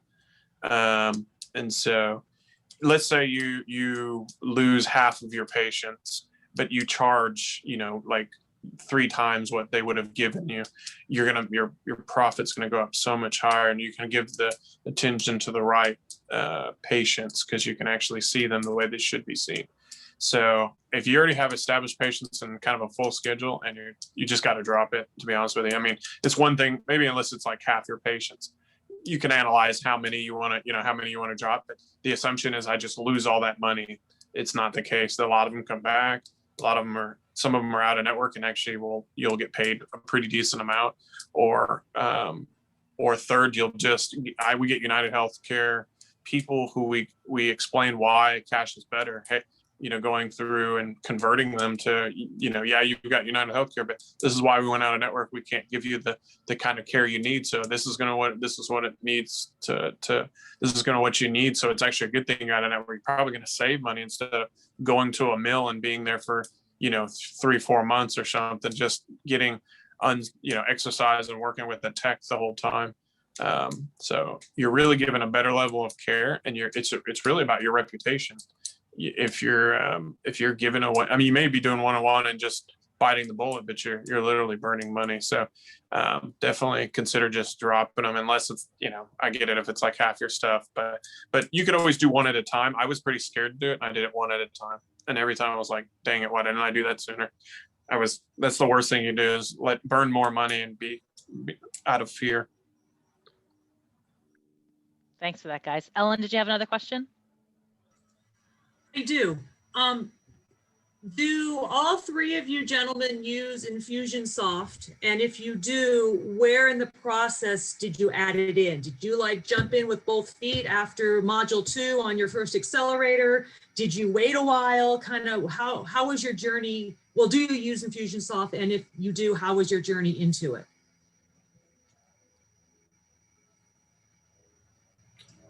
Yeah, I use Infusionsoft, and it's great. You can follow up with all your patients, and the system does it for you. I would say probably about 5 months after I finished Accelerator is probably when I got it, but it's very useful. It is it's a learning process.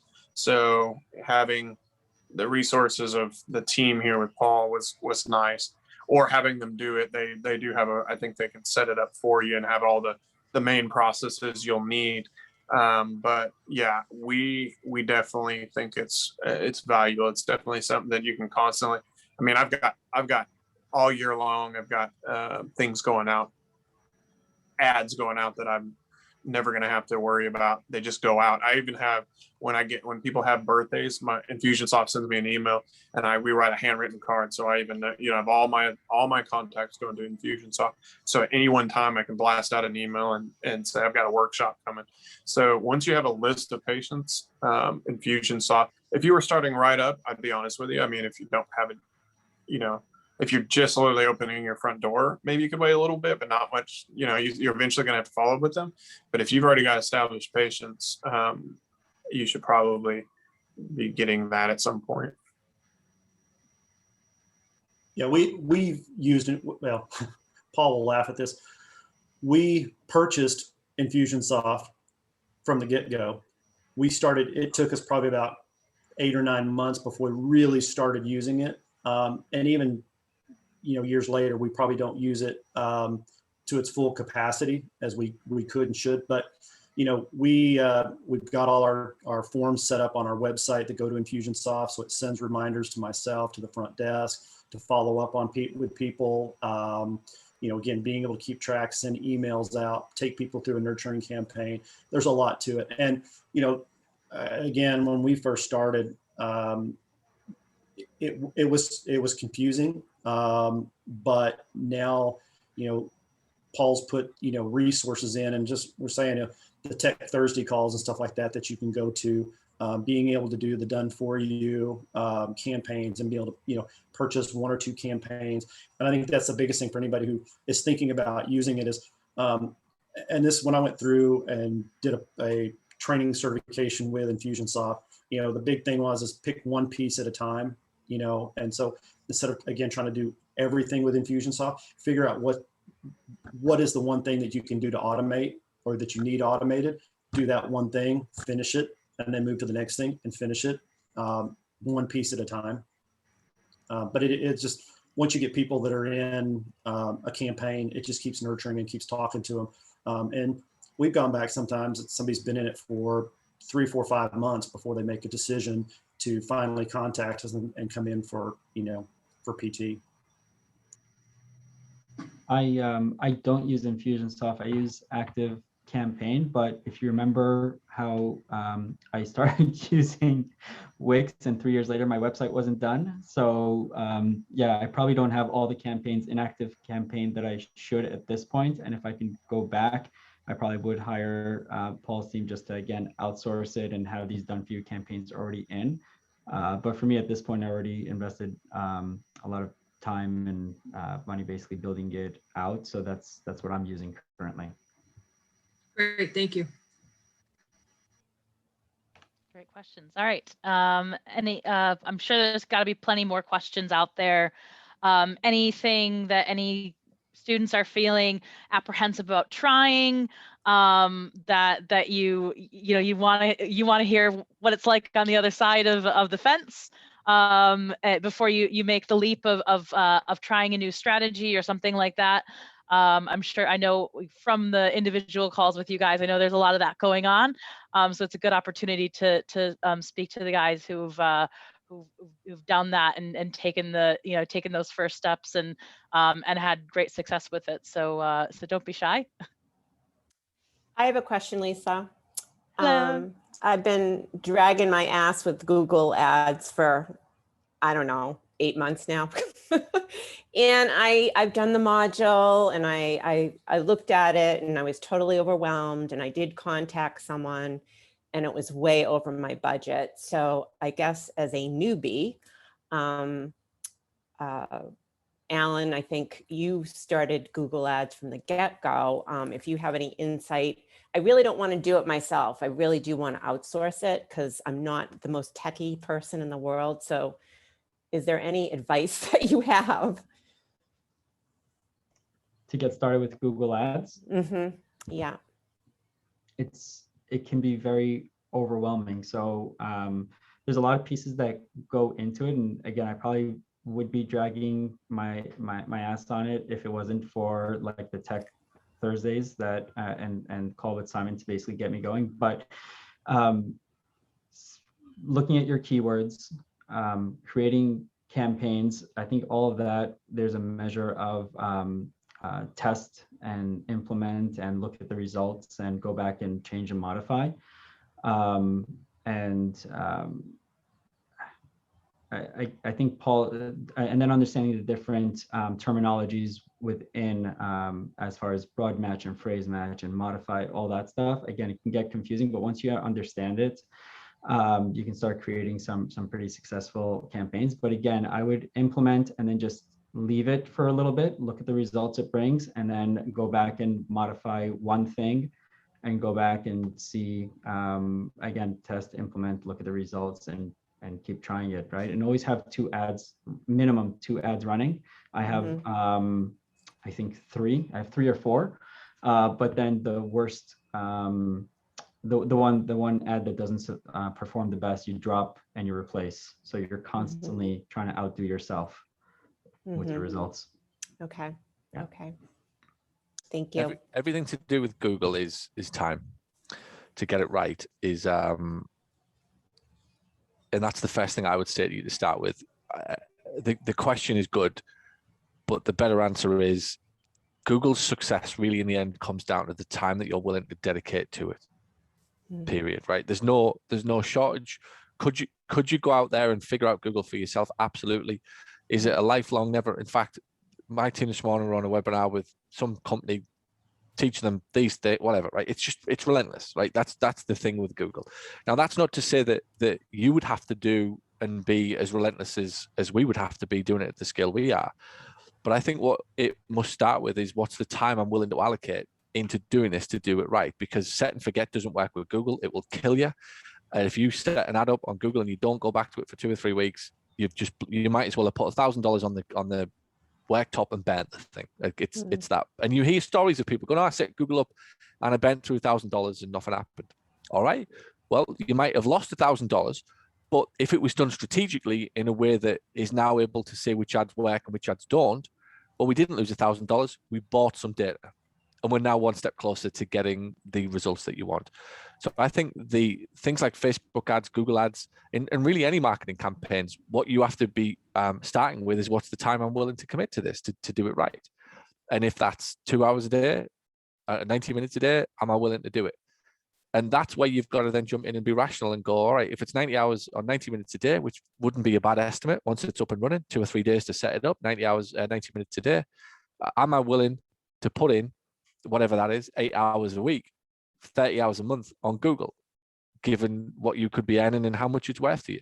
And that's, how much you're worth as a practitioner versus what it costs to outsource, if you like. That's the strategic decision I think that you've got to make. I personally, so I did it, right? And this is the truth. I bought a set of DVDs in 2009, flew to California, spent some time in San Diego with my sister, flew to Hawaii.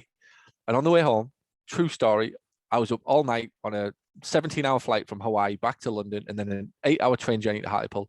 I watched every one of these DVDs, taught myself how to do it, went home, plugged it in, and I was dangerous, just enough to be dangerous.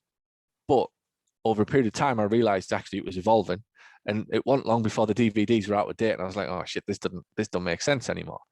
So I think you also have to realize, I loved it because I'm a marketer at heart, right? And this is the differentiation between, and this is why I think you've got to make your decisions on when you keep things or you outsource things. I'm a marketer, right? I love this stuff.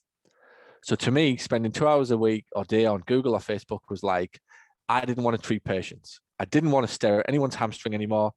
I'm done with looking at ACLs. I don't want to know about your stenosis, right? I'm not even remotely interested. My head was in Google. So it became a secret love affair with marketing that I was happy to play. But if I'm not in love with marketing, then it will be like drinking sludge, not Prosecco, if that makes sense. So to me, it's Prosecco, right? To you, it might be sludge. And I think that's, again, little understood. That's what you've got to figure out, whether you're going to do it yourself, or you're going to outsource it. Is it something you want to learn and you're going to enjoy it? And B, have you got the time strategically? And are you willing to give it up? And at what cost is where I would go. It's a beast. Right now, it's the obviously, look, there's always exceptions. But if I put a broad blanket around it, the 8 out of 10 people that I'm seeing use it are having the best results they've ever had, yours truly included, on Google. I'm not stupid enough to think that that's not because of a wave that is happening around the world as more and more states get good news about vaccines, except Washington State today and Oregon, but that's another story. There's more and more good news coming out and people feeling good about themselves and searching and clicking and calling and spending money on themselves. It's the golden era right now. And I promise you, in 11, 12 years of doing it, never seen anything like what I'm seeing right now for Facebook and Google, because of the overwhelming number of people who are searching and have honed a habit. Like, really think about it. They've honed a habit for 12 months to buy everything online. Everything, medical included. They've been brainwashed, right? You're in Florida. They've been brainwashed with ads. If you can't get in for an appointment, we can do this on the phone, or we can do this virtually. Now your virtual MD appointment is available at 555-555. They've brainwashed people for a year. This virtual thing, this online thing now is acceptable. It ain't going anywhere. First month, I was like, yeah, maybe. 2 months, oh shit. 3 months, it's a habit. 12 months, like, it's done. People are online now, and any reservations that they had about buying anything or searching anything, gone. Stock market's made up, right? Go figure. Look at the stock market, record highs again. Why? Amazon, Google, Apple. It ain't because the little guy on the street. About 10 companies make up, I think I was reading the other day, something like 10 or 11 companies are responsible for the entire S&P 500's success over the last 12 months. Every one of them a tech company, online. It's a habit. Get in the game. Get in the game.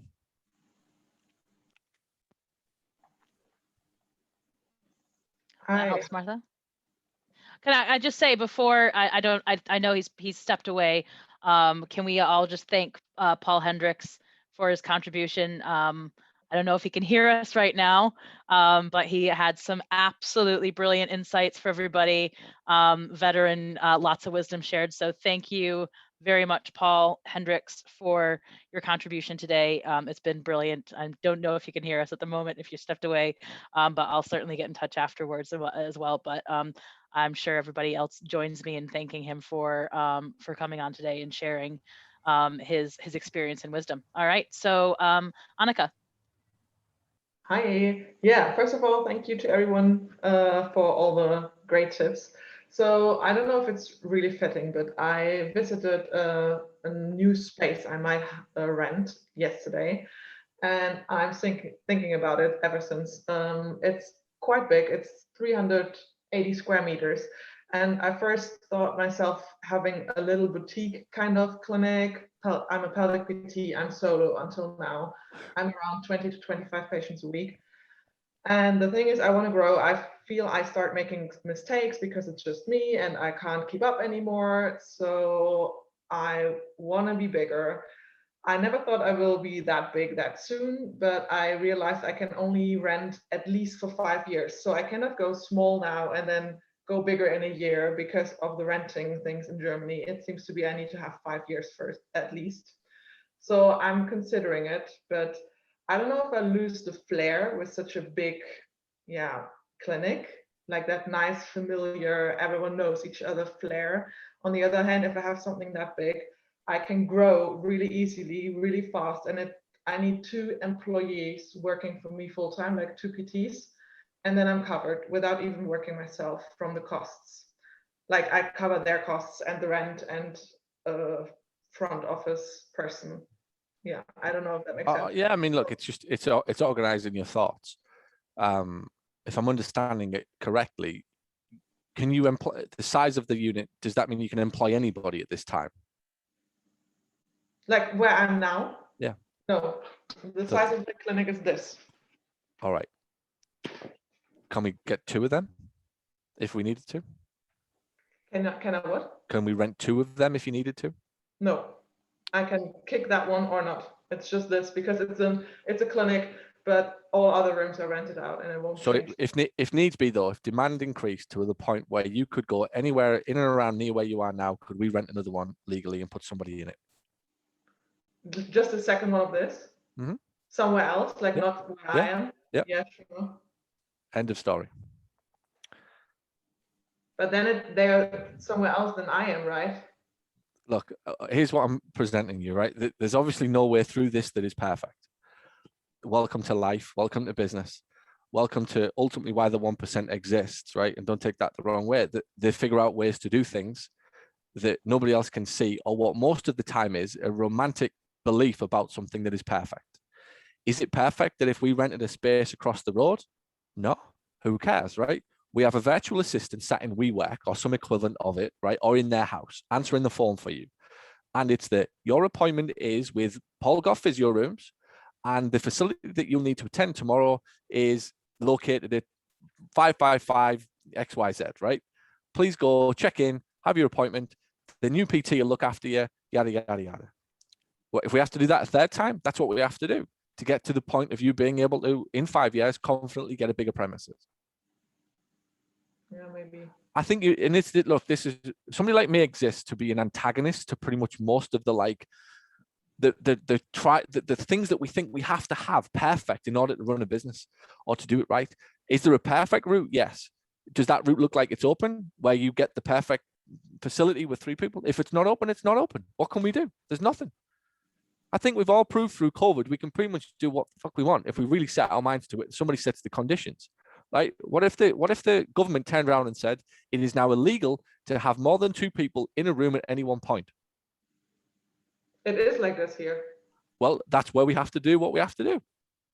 No, yeah, but I mean, it's only one person in like 2 people in the room. So I've never been shut down. I'm saying, right, hypothetically, they could come along and say to all businesses, you're never allowed more than 2 people ever again in an office. Therefore, you'd have to go and get mini units in order to continue to run your business. Okay. Do you get it? Yeah. I think this is more than doable. What you have in your head is a perfect vision or picture of what you want it to look like. Cool. I do for every business. But then the bastards called the governments come along. COVID comes along, right? Landlords come along I can't agree a deal with because they're going to screw me over and I don't want to for the sake of a year. But this is all part of the journey that you have to go on in order to get ultimately to the place you want to be, which I don't think you want a big clinic, right? Not one person on here wakes up dreaming about a big clinic. Let's get this correct, right? None of you wake up dreaming about having 25 staff, and none of you wake up dreaming about having a big kick-ass premises that you're responsible for with 20 grand a month in rent. What you dream about is another 150 big ones in your account at the end of every fucking year, right? That's what we want for being in business, and the freedom to come and go when I want. That's the outcome that we fall in love with. The destination, you fall in love with the route, you're screwed. Because life will just throw so many things at you that you can't get there. Ultimately, the ingenuity, if you like, the what's the word? Not genius. The ability to navigate through those blockades or paths that were closed is, this is the word, innovation. And that in the end is what we get paid for, to innovate. That when a path appears to be closed, we go down a different route. And somehow we make the thing work to give us the outcome, which in the end is what you want, is more freedom and more money. More money to spend when you're free. Like, that's kind of what we want for our businesses, right? And now under that, we want better care for clients. Can we still do that? Yeah. We want good jobs for staff. Can we still achieve that? Yeah. That might just be the hybrid model that you have to go down for 5 years. A virtual assistant who works from home, and then 2 smaller facilities that may or may not be in the same building. Might be 3, doesn't matter. There's a HQ, which is yours, the head office, where all the post goes and the mail and everything else. But the other 2 are satellite clinics that essentially you other staff work from. Thanks. That's the way I would look at it. If the road's closed, it's closed. We get paid for the ability to see over the top of it.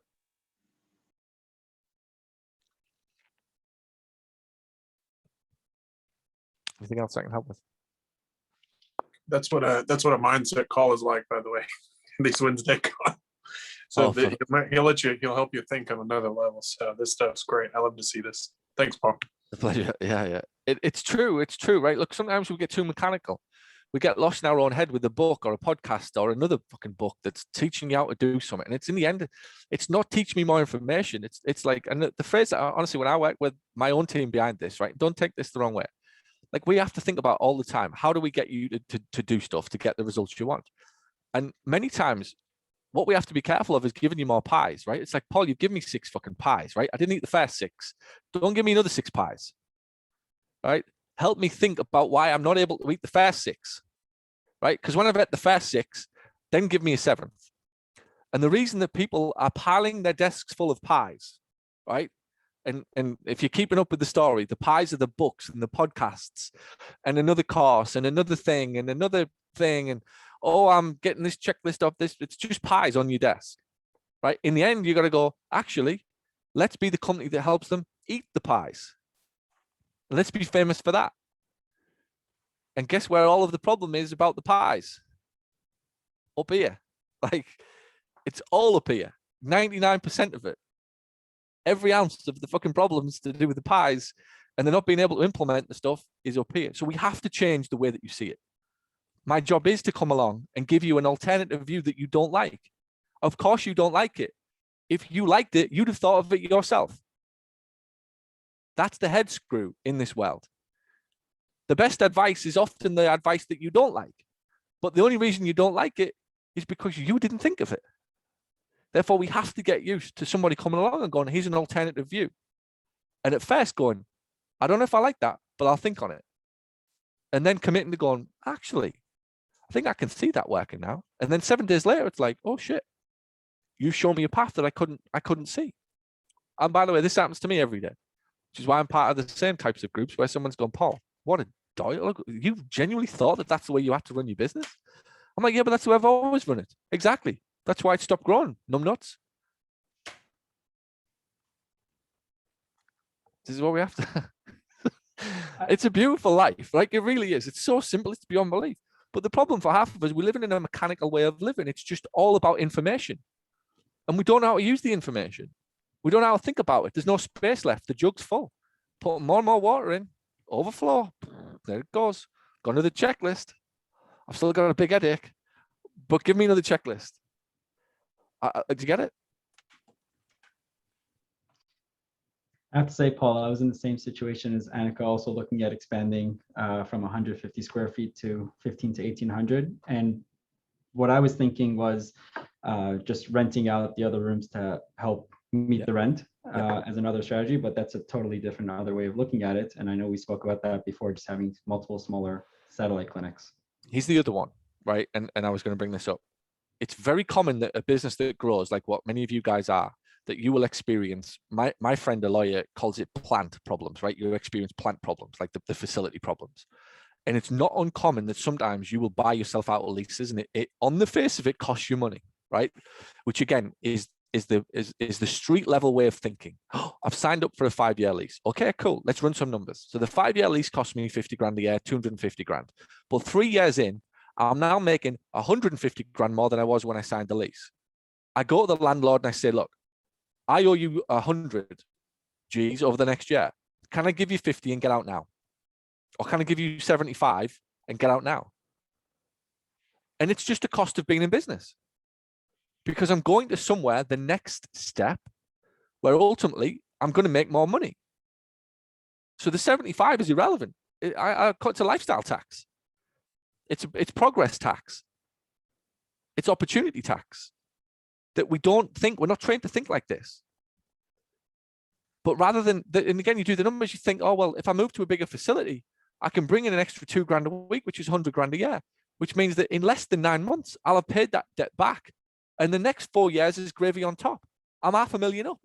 Who cares about the 75 I had to pay to get out the lease? I'm $500,000 up. That's how we have to start thinking. Fast growing businesses, I've got friends who've moved 3 times, like thinking that they're going to be all right, and they're not. It's really about what the profit is that you're going to make as a result of moving, cash flow in the bank, and really just letting the mindset go that it's costing you money. Right now, if today's lease is the one that you need for the next 2 or 3 years, good. Hammer it home, maximize it, make all the profit that you can, bank some of it, sit on nice cushions of cash so that if you ever need to buy yourself out, you can negotiate and take a rapidly growing business that was small for 3 years into a big facility. That makes sense. It's all it is. It's Nathaniel's right. It's all in your head. It's just the way we see these things.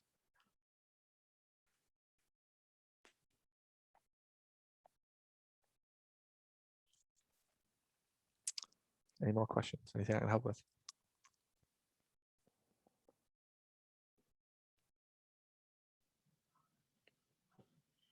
I have a question. Let's go, Stacey. How are you? Hi. Is this kind of like open? We can ask a question about anything. Anything. You can ask me about my love life. You can ask me about my kids. You can ask me about the troubles with my dad. Like anything you want. Like nothing's off the table. Perfect. All right, cool. I won't ask about that now, but so I'm reading the books To Sell is Healthy, which I love. Yeah.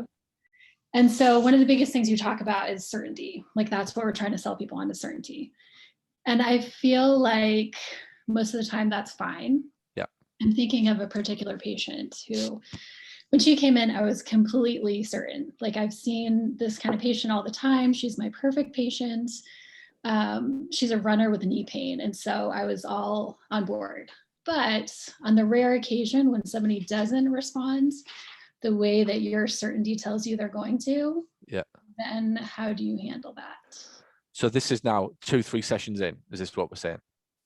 No, it's more than that. So she came on for the 12 sessions. Yeah. So we've been kind of plugging along and working on it. And I think ultimately she might have some neurological stuff going on. So it's just all the stuff that typically people respond really well to. It hasn't gotten her there. So she went to try to run again, and she still can't run more than 2 minutes, which is really atypical. So now that she's coming to the end of her program, now I'm trying to figure out, what's the best way to handle that? I think you've got to have a broad definition of certainty in what we're trying to do. The certainty is that I'll see this through with you, one way or the other. And whether that's through me, whether that's through another doctor, a referral to somebody, I ultimately see where you go straight away. You're already thinking that you think that she thinks you've ripped her off, right? And that she's going to backlash, and the horse is going to bolt, and she's going to think that you've took her money and that you lied to her and all this stuff, right? That's raging through your head one way or the other. When the D-Day comes, that you have to tell her that either she needs more sessions or she needs to go somewhere else, right? And you think that that's going to be like you sentenced to death for the rest of your life for being a bad person. So we're already seeking some kind of validation or approval on a situation that hasn't even happened. You get it? This is the bit that goes wrong in life. This is where everybody's like that we're all so far living in the future with situations and events that haven't even happened. And here's the magic, right? Right there and then in that moment, and you don't need to admit whether or not this is happening to you or not. And I've been there myself personally. And if I'm not careful, still go there myself personally. And I know it's happening to every single person on the call, that you worry about what the other person thinks of you when you've said something that doesn't play out. The minute that you do that, this has become about you and not them. I'll say it again. The minute that you do that, this is now about you and not them. The certainty that you want to live with and bring to every situation and every conversation is that you are absolutely 100% bought into the person and ultimately getting the outcome that they are requesting. And whether or not that is through a contact, through somebody, through a relentless dedication to find, search for, seek out a consultant, a second opinion that is what they need next, that's the bit that you carry into that conversation. Because this is the thing, right? When you really grasp this, it's a head fuck, but it's amazing. What's the best analogy? Let me give you a, you meet a friend, right, for the first time, in school friend, for the first time in 25 years. And all night long, in the 2 or 3 hours in advance of getting ready and putting your makeup on and your clothes and doing your hair and selecting what outfit you're going to wear, all you're thinking about is this person and what they're going to think of me, right? So it's like, I hope they're not going to think negatively. I hope they're not going to think I'm fat. I hope they're not going to think I'm X, Y, or Z, right? All of this head trash is going on in your head. Meanwhile, across the other side of the town, your friend is doing the exact same thing. She's thinking, I hope Stacey isn't going to think I'm fat. And I hope Stacey doesn't have an opinion on my dress. And I hope Stacey loves my shoes. And I hope Stacey notices that I've done my nails for her and put the best makeup on and, even bought some L'Oreal and put some, whatever, right? This is the point. You get it? Right. You're thinking about you. She's thinking about her. That's all that happens in life. It's the dirtiest secret of life. You think that everybody we think that patient's thinking about you. He's a newsflash. That patient has got a bigger problem than paying your $2,000 bill. It's called a neurological problem that means they might not be able to run again. She don't give a shit about you internally. She just wants a solution. That's the certainty that you bring to the conversation.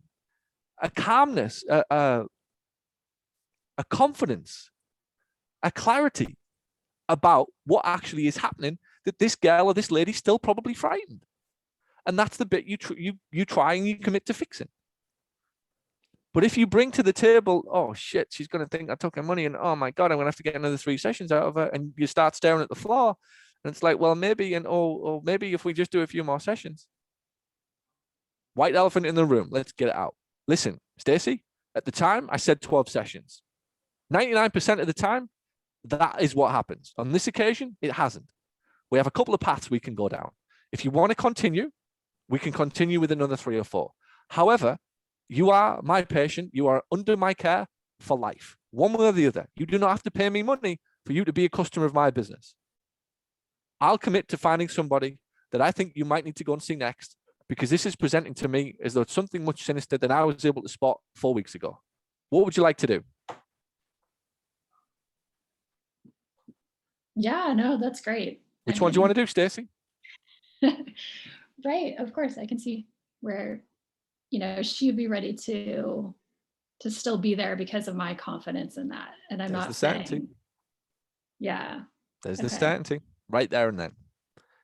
This mind is brutal, plays tricks on you all day, every day. And it has you believe that you are the most important person on earth. I think I was just feeling kind of guilty almost, maybe, that, you know, she invested this amount of money and I did have the certainty that I could get her there. And then it just ended up being a different situation than I expected. And so she's not there. So she's coming in tomorrow, actually. And she's starting to, I mean, I sent her to go to see a neurologist. She won't be able to go for a couple of weeks, unfortunately. But the thought did go through my mind, like, oh my gosh, do I need to give her her money back or something? So, Did you deceive her? Did you deceive her in any way? Did you trick her? Did you lie to her? Did you do anything at the no. time? There you go. End of. Okay. End of story. Intent is pure. In your best in the best light, the cold light of day, with all of the information that you had, you make a judgment that 99.9% of the time you've got right. Mm-hmm. You now have a responsibility to see it through with her, to make sure that she gets the care and anything she wants from you, and anything that she might want explaining from the neurologist or whatever further down the line, you'll figure that out for her. Mm-hmm. Okay. Yeah, I mean, I think exactly what you said is what makes sense. And, you know, I think continuing to go down the path, having her see the neurologist just to see if there is something else that is going on that, you know, is the reason for her not responding the way that I expected. And I think just being there as that resource and support during that process, you know, is, and the intention is pure, obviously. Like, I want her to get better. I'm trying to help her to get better. So Whatever she does, it's irrelevant. This is the best bit. right. Whatever she does next, irrelevant. Seriously, it's irrelevant. Whatever she chooses to do, think about you, has an opinion on you, absolutely irrelevant. Not your problem. Mm-hmm. I would rather this circumstance not have presented itself. Absolutely. But however you choose to react after this is completely up to you. And that's not what you take home on the night, whether she likes it or she doesn't like it. Mm-hmm. It's not what you live with as defining who Stacey is. Yeah. That's the certainty. That's the confidence that you've got to bring to every situation, that 99% of the time is fine, is right, is what you want. My experience is that the more you try to cower away from these situations, the more that they'll just eat you alive. They'll just jump all over it. The more that you just go, all right, listen, I know I said this. You chuck the first grenade. 9 out of 10 times it works. 9 out of 10 times I don't have any problems. Mm-hmm. On this occasion, it hasn't turned out what we would both wanted. We have two choices, this one or this one. What do you want to do? Mm-hmm. Doesn't have any reflection on who you are. Yeah. Not at all. Awesome. Thank you. Well, that was really helpful. So That's the certainty. The certainty, really, the confidence comes from knowing. And when you get that, the certainty comes from knowing that she's actually more bothered about the situation that's facing her than thinking ill of you. Mm-hmm. Now, if you approach the situation and try to deny, blame her, not admit that actually there still is a problem and nothing's changed or isn't as good as we'd have expected, if you try to cover that up, that's what turns them into the beast. That's what turns them into Mr. or Mrs. Irrational. Mm-hmm. But with you're right, absolutely. It hadn't got to the point where we were both expecting. Yeah. Awesome. Thank you so much. That was Good. really helpful. Well done. Well done. Approval, you've got to be so careful, every one of you. You've got to be so careful of needing it, particularly in medicine. You can't achieve it every single, if you're setting out thinking you can achieve everybody better every single time, you know it's not possible, right? It's laughable to think that that's the way we're going to try and live. But you can help in so many ways. Compassionately, listening, confidence that you'll see it through with them, access to a network of people that you've got that they wouldn't have got, by simple fact that they've spent money with you on something that didn't work. They are now closer to finding out what is. Never forget that one. Right? That's medicine. We know that sometimes the fact that they've been to see 3 people before, and that's what I used to say to my patients all the time. Oh, I went to see so-and-so and he wasn't very good. I'm like, no. You just paid money to find out what didn't work. Makes my job much easier. Well done. Well done for keeping going on this journey. We'll fix this. So you take the sting out of the mistakes or the pain that they think that they've made. But do not seek approval or need it from every patient. You can't, you'll never get it, and it'll kill you. It'll send you to the grave as a medical physio, thinking that you can get everybody better. And it's not that you've made a mistake. You genuinely thought 99% of the time it figures out perfectly well. On this occasion, don't take it home with you. What else? I have a question, Paul. Martha, how can I help? As you know, I have practice on Cape Cod from May through like October, and now I'm in Florida, and I've been running this practice since October, and I'm leaving May 4th to go back to Massachusetts. And I guess my struggle is that I've been really rolling here with my mobile business, but now since I'm going to be leaving in a couple of weeks, I have to kind of wind down and then build up again on Cape Cod.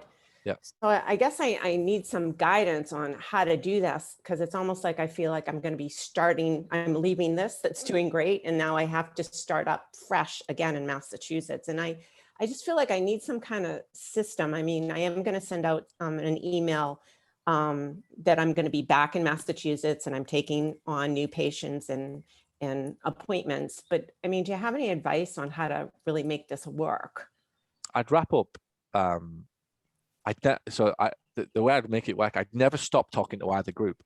Okay. And I'd make this be about Martha, and this becomes the Martha story with emails and social and Facebook and letters to past clients. Don't think of it as that you've left the state, if you like, even though figuratively you have. Ultimately, top of mind awareness is why most people come back to see you. Most people don't come back and see you on the day that they need to. They don't do logical things like that. They come back and see you on the day that they got the email that reminded them they should have done the thing 6, 7, 8, 9, 10 months ago. So I think what I would be doing if I was you would be non-stop communication. Wouldn't see it as I was in Florida. Wouldn't see it. I'd just be writing stories on my emails about life in Florida, and I'm looking forward to getting back to Boston. And when I'm in Boston, I'm looking forward to I'm just Martha, and it doesn't really matter what city I'm in. I'm communicating with my patients. And they look forward to your transition to either state, whatever period of time that you're coming through. And a lot of it may be seasonal, that you work with somebody on intensive for 60 days or 90 days. And some of your programs become 60, 90-day programs that you do with people that you can pick up once or twice a year. And you start to brand yourself and market yourself for that you're taking bookings now for the 60-day intensive to, get your body moving and yada, yada, yada. First appointments available 6th of May or whatever day you're going back. So I think that the overarching message is the clients, just speak to them as though you're Martha, and they know you're in Florida when you're in Boston or whatever. Don't really overthink it, and maybe try and put your programs to be 60, 90-day reasons to book with you that are not just back pain. And they are like Kickstarter programs, intensives. They are like time chunks that people can buy that you can block book in advance. Said differently, don't become somebody who responds to that, my back's hurt. Oh, thank goodness Martha's here. You need to become, I'm ready for a tune-up. And I get that every 3 to 6 months when Martha's back. You get it? Yeah. So you take them where you want them to go. And if you attract an audience that only calls you when they're in pain, then this won't work.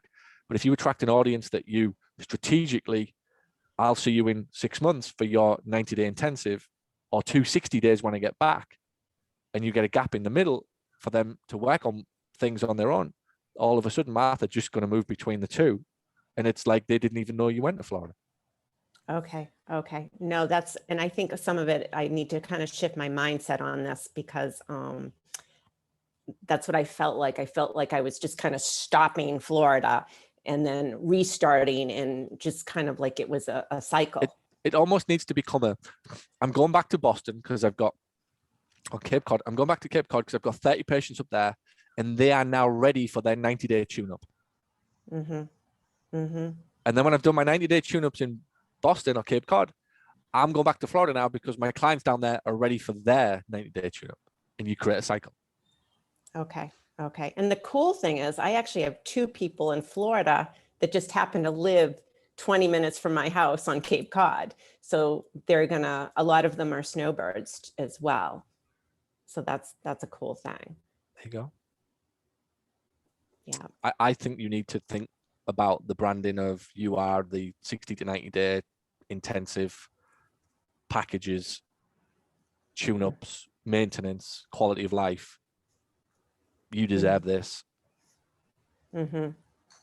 Enjoy the summer or enjoy the good weather, type thing in Cape Cod, and make the most of it when you're in Florida, type of thing. Okay. No, this is great. Really helpful. That's how I would be doing it. Cool. And book them all in when you leave. When the 90 days is over, right, I'm getting you booked in for September next year for your 90 days. Okay. Awesome. Thank you. So figuratively, I see my dentist every 6 months, right? For all I know, he could have been in Timbuktu for 5 months in between it. I don't give a shit. You get it? Yeah. Because he books me in for 6 months when I need to come back. It's the same point. Okay.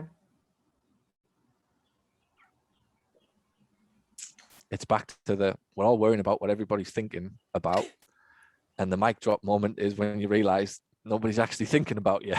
It's like the most pivotal day of your life. It's like, why didn't they teach us this at school? Everything else was irrelevant. Henry VIII? What? The bridges? Like, who gives a shit? You get it? Like, teach me that actually nobody else is thinking about me because they have the same mind as me. And the mind only ever thinks about itself. That's the way it's designed. Who knew? And even when you know it, the mind still plays a trick on you because it doesn't want you to know the secret. So it keeps telling you that everybody else is judging you and everybody else is thinking about you. Even though the same mind is telling somebody else the exact same thing, and it's happening to about 8 billion people around the world. And the person that grasps that lives happily ever after. The ones that don't fall foul of a lot of things that never actually existed and never actually happened. A lot of paranoia, a little bit of schizophrenia, a lot of doubt and a lot of fear, but not much certainty and confidence.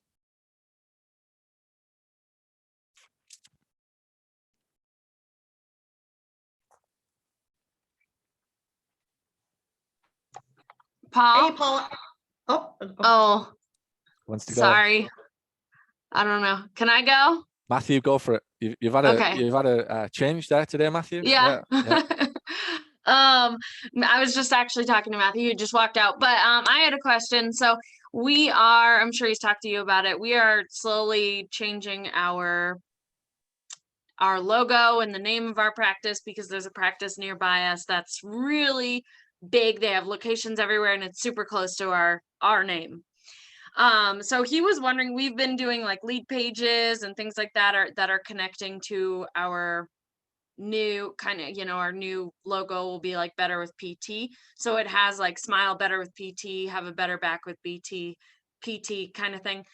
He's wondering if we should like slowly add our new logo onto there or just do one huge like unveil and change everything all at the same time. Honestly, irrelevant. From the point of view of the customer noticing it, the sad news is it's irrelevant. The customer doesn't notice it, and I just think it's a time thing. Okay. Whatever's the most easiest and convenient for you. But the problem with branding, it's a rabbit hole you go down, and we fight with clients all the time. They'll be like, "Oh, well, I want my landing page pink." I'm like, really? Like, Yeah. I'm like, these clients don't even know you, right? Like, yeah, but we want the landing page. I'm like, why? Nobody knows who you are at this point. That's why they're Googling you. If they knew who you were, they'd have called you, right? Think about it, right? Yeah. So it doesn't, right? And I was given this advice years ago. It's like, it really doesn't become important till about 3 to 5 million in business. You're just not big enough. Nobody cares to see that many different things.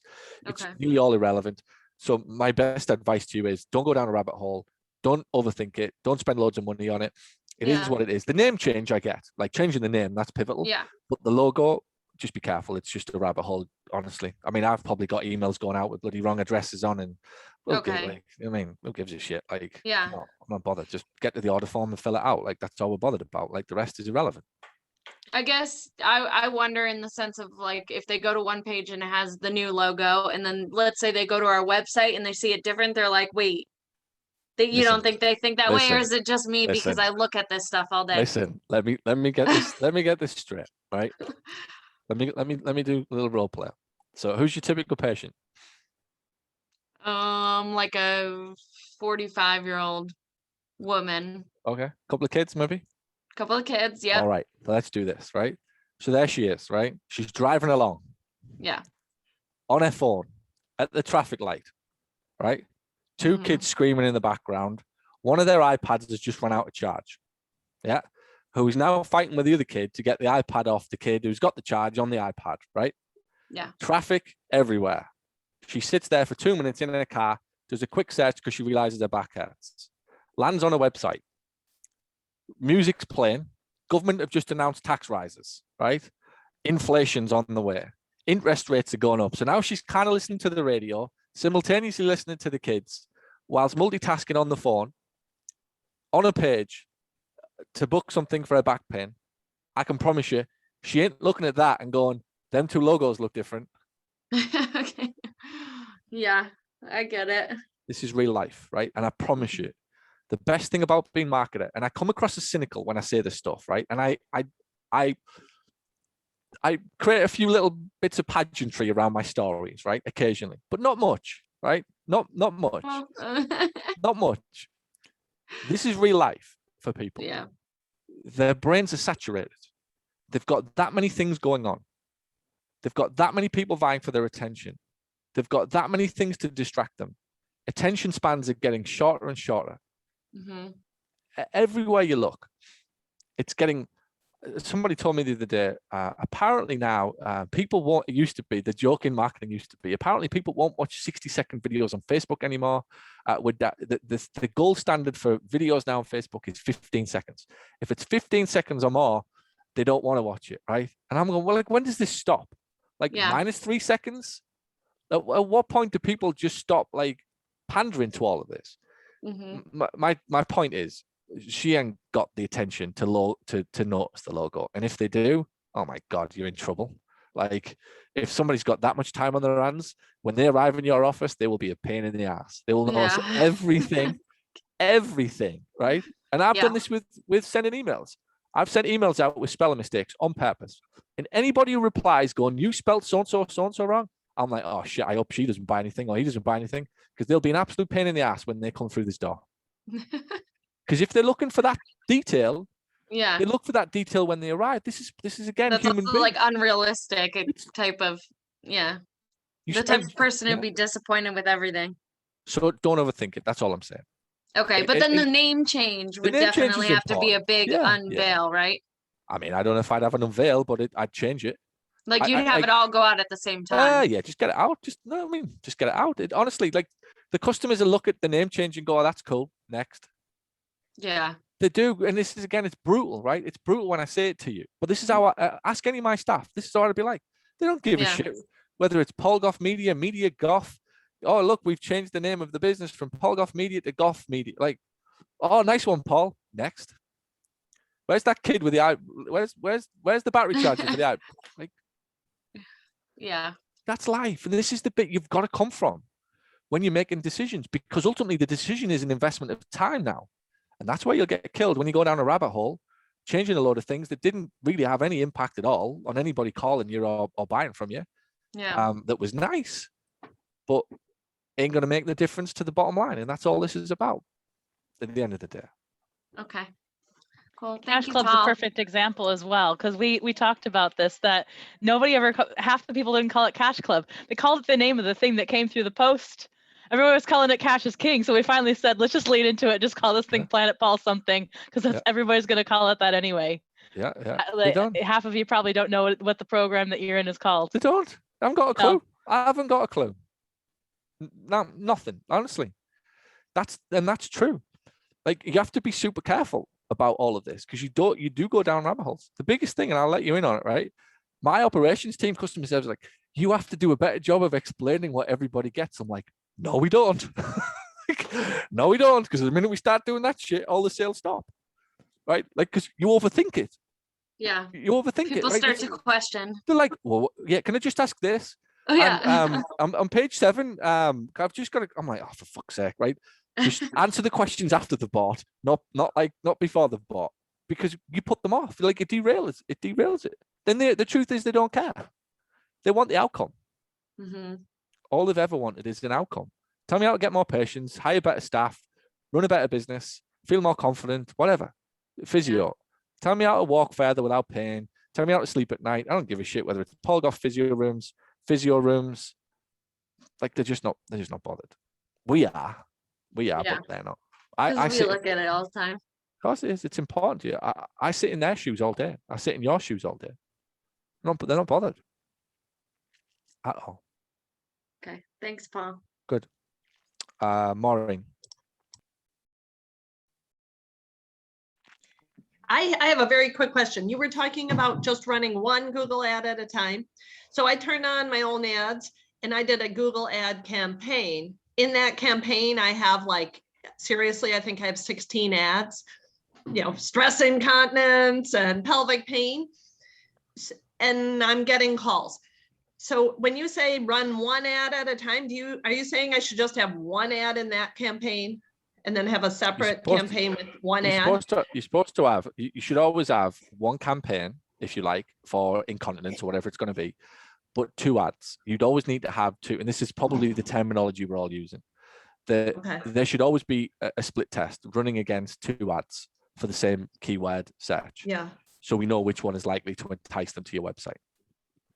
Okay, I think I'll have to go on your Tech Thursday, because I cannot see which ads people are clicking on. And Google should be giving me that data, right? Good luck. Oh, they won't. So how are you determining the split test? It doesn't make it easy. It doesn't make it easy for you, is the truth. The split test, and that's why it's down to the architecture of how it's set up, so that it is easy to see actually which of these. You should be able to look at your dashboard, right? Which is kind of the thing, the architecture. You look at your dashboard and you can see which campaign's got the highest click through, click on that, which ad's got the highest click through, delete one and start another. And it kind of needs to be as simple as that if you want it to do it properly. So I can run a separate campaign that maybe has 2 ads for pelvic pain. And if I see I get a ton of clicks, then ditch this campaign or put all. Okay, I'll do that. Thank you. Pleasure. All right. Donald, Shockwave, worth the investment, or just something physios are getting excited about? I mean, everyone I speak to seems very impressed with Shockwave. And I'm not necessarily a big machines guy. I never used to use them at all. But it doesn't mean I'd be closed off from it. I'd just speak to them. And if clients are reporting that they're getting results and they're looking for it, I think if people are looking for it, get it, undoubtedly. Yeah. All right. Any more questions? Have we had a good session?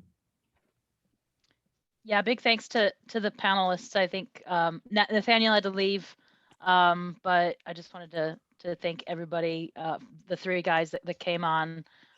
You were brilliant. I will put a post in the group to thank Nathaniel and Paul and Alan, because I know they're in various states of off the call, but I just wanted to thank them for their contribution today. I think you all agree that it's been amazing. So thanks, guys. Wonderful. Type into the chat big takeaways. Biggest takeaways from the session.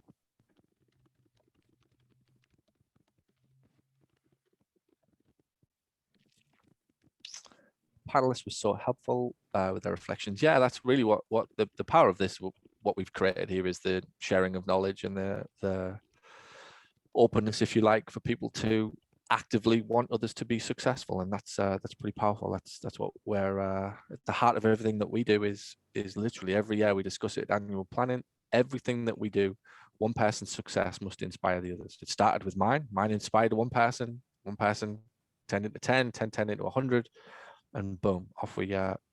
That's what it's been about from the start. Pick one marketing thing and focus on getting that done well. Change happens at the mindset level.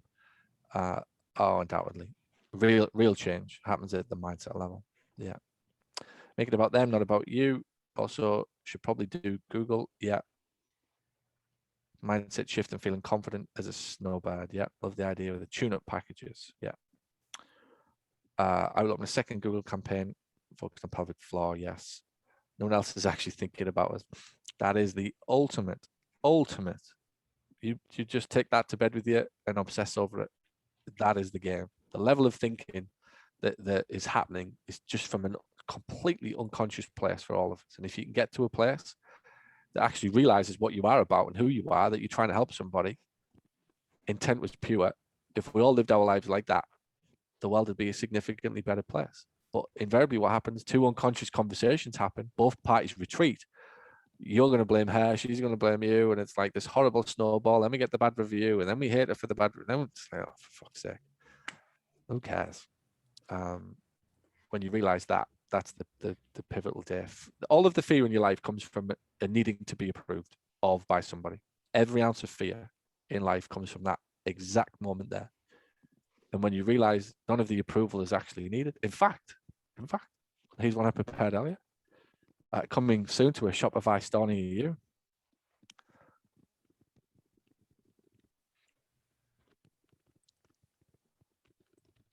But which is British for do one.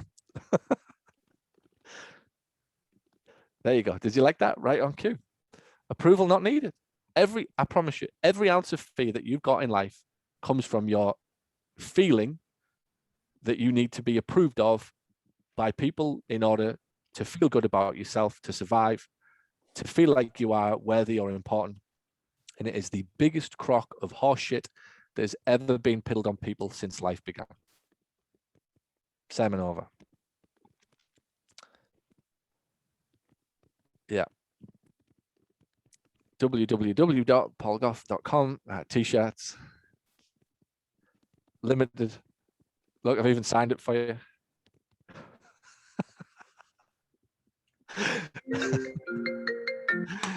Right, good session, everybody. Well done. We'll be back next week. We've got a great session. Let's listen to Pam talk to a patient. We've got a good session next week on basically getting shit done. So I'm excited to share that one with you next week. We'll help you pull this in play, get into your head a little bit, really just send you off with everything, not just the mechanical tools, if you like, but also the view and the mindset that you're going to need to ram all of this home. I think you've got a wonderful opportunity. I just think in any way, whatever the circumstances are in life, I just think it's a great opportunity, because when it's tough, and this is let me be my parting shot for you today. When it's tough, most people go weak, right? Most people give up. And that's essentially what you saw and have seen over the last 12 months, right? For most businesses, it was like, oh shit, like can't do anything. We're grounded. There's nothing at all. There's no attempt to do anything, be anything different, nothing, right? So they just completely roll over. But then the reverse happens.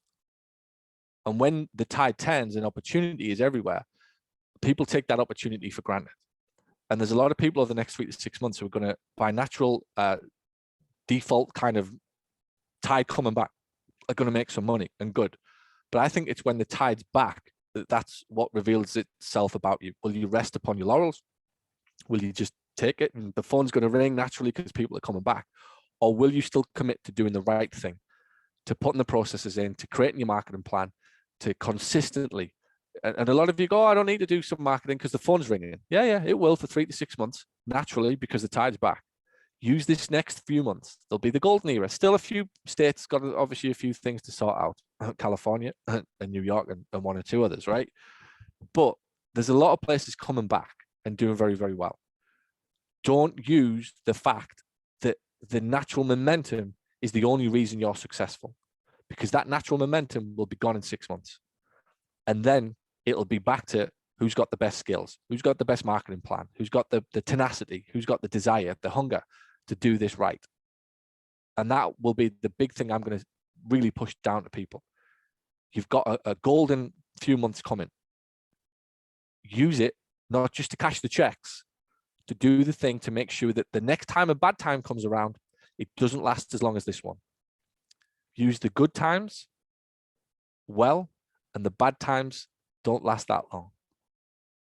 That is the way I would help you to see it. Don't use any or get any excuse for thinking that you don't need to do what we've been teaching you. Marketing is the greatest skill you'll ever learn, period. It'll get you out of so many problems. It sends you to bed every night, right? You'll get other problems, hiring, culture, leadership, cash, all sorts of shit. But marketing gives you a chance to solve all of them. If you can get more customers, you can get better staff. If you get more customers, you can improve your cash flow. Get more customers, you have a chance of being a better leader. You can hire people to do jobs that you don't want to do. Ultimately, most of it stems back from marketing, and the confidence that you get to know that you can get that phone to ring 5, 10, 15 times more than it is now is insane from a business owner's point of view. So we'll send you on your way next week with a good session on that type of thinking anyway. So thank you for the participation today. Enjoyed being on the last hour there, and I will see you. I'll be on the full session next week, so I look forward to it. All right. Have fun, everyone. See you soon.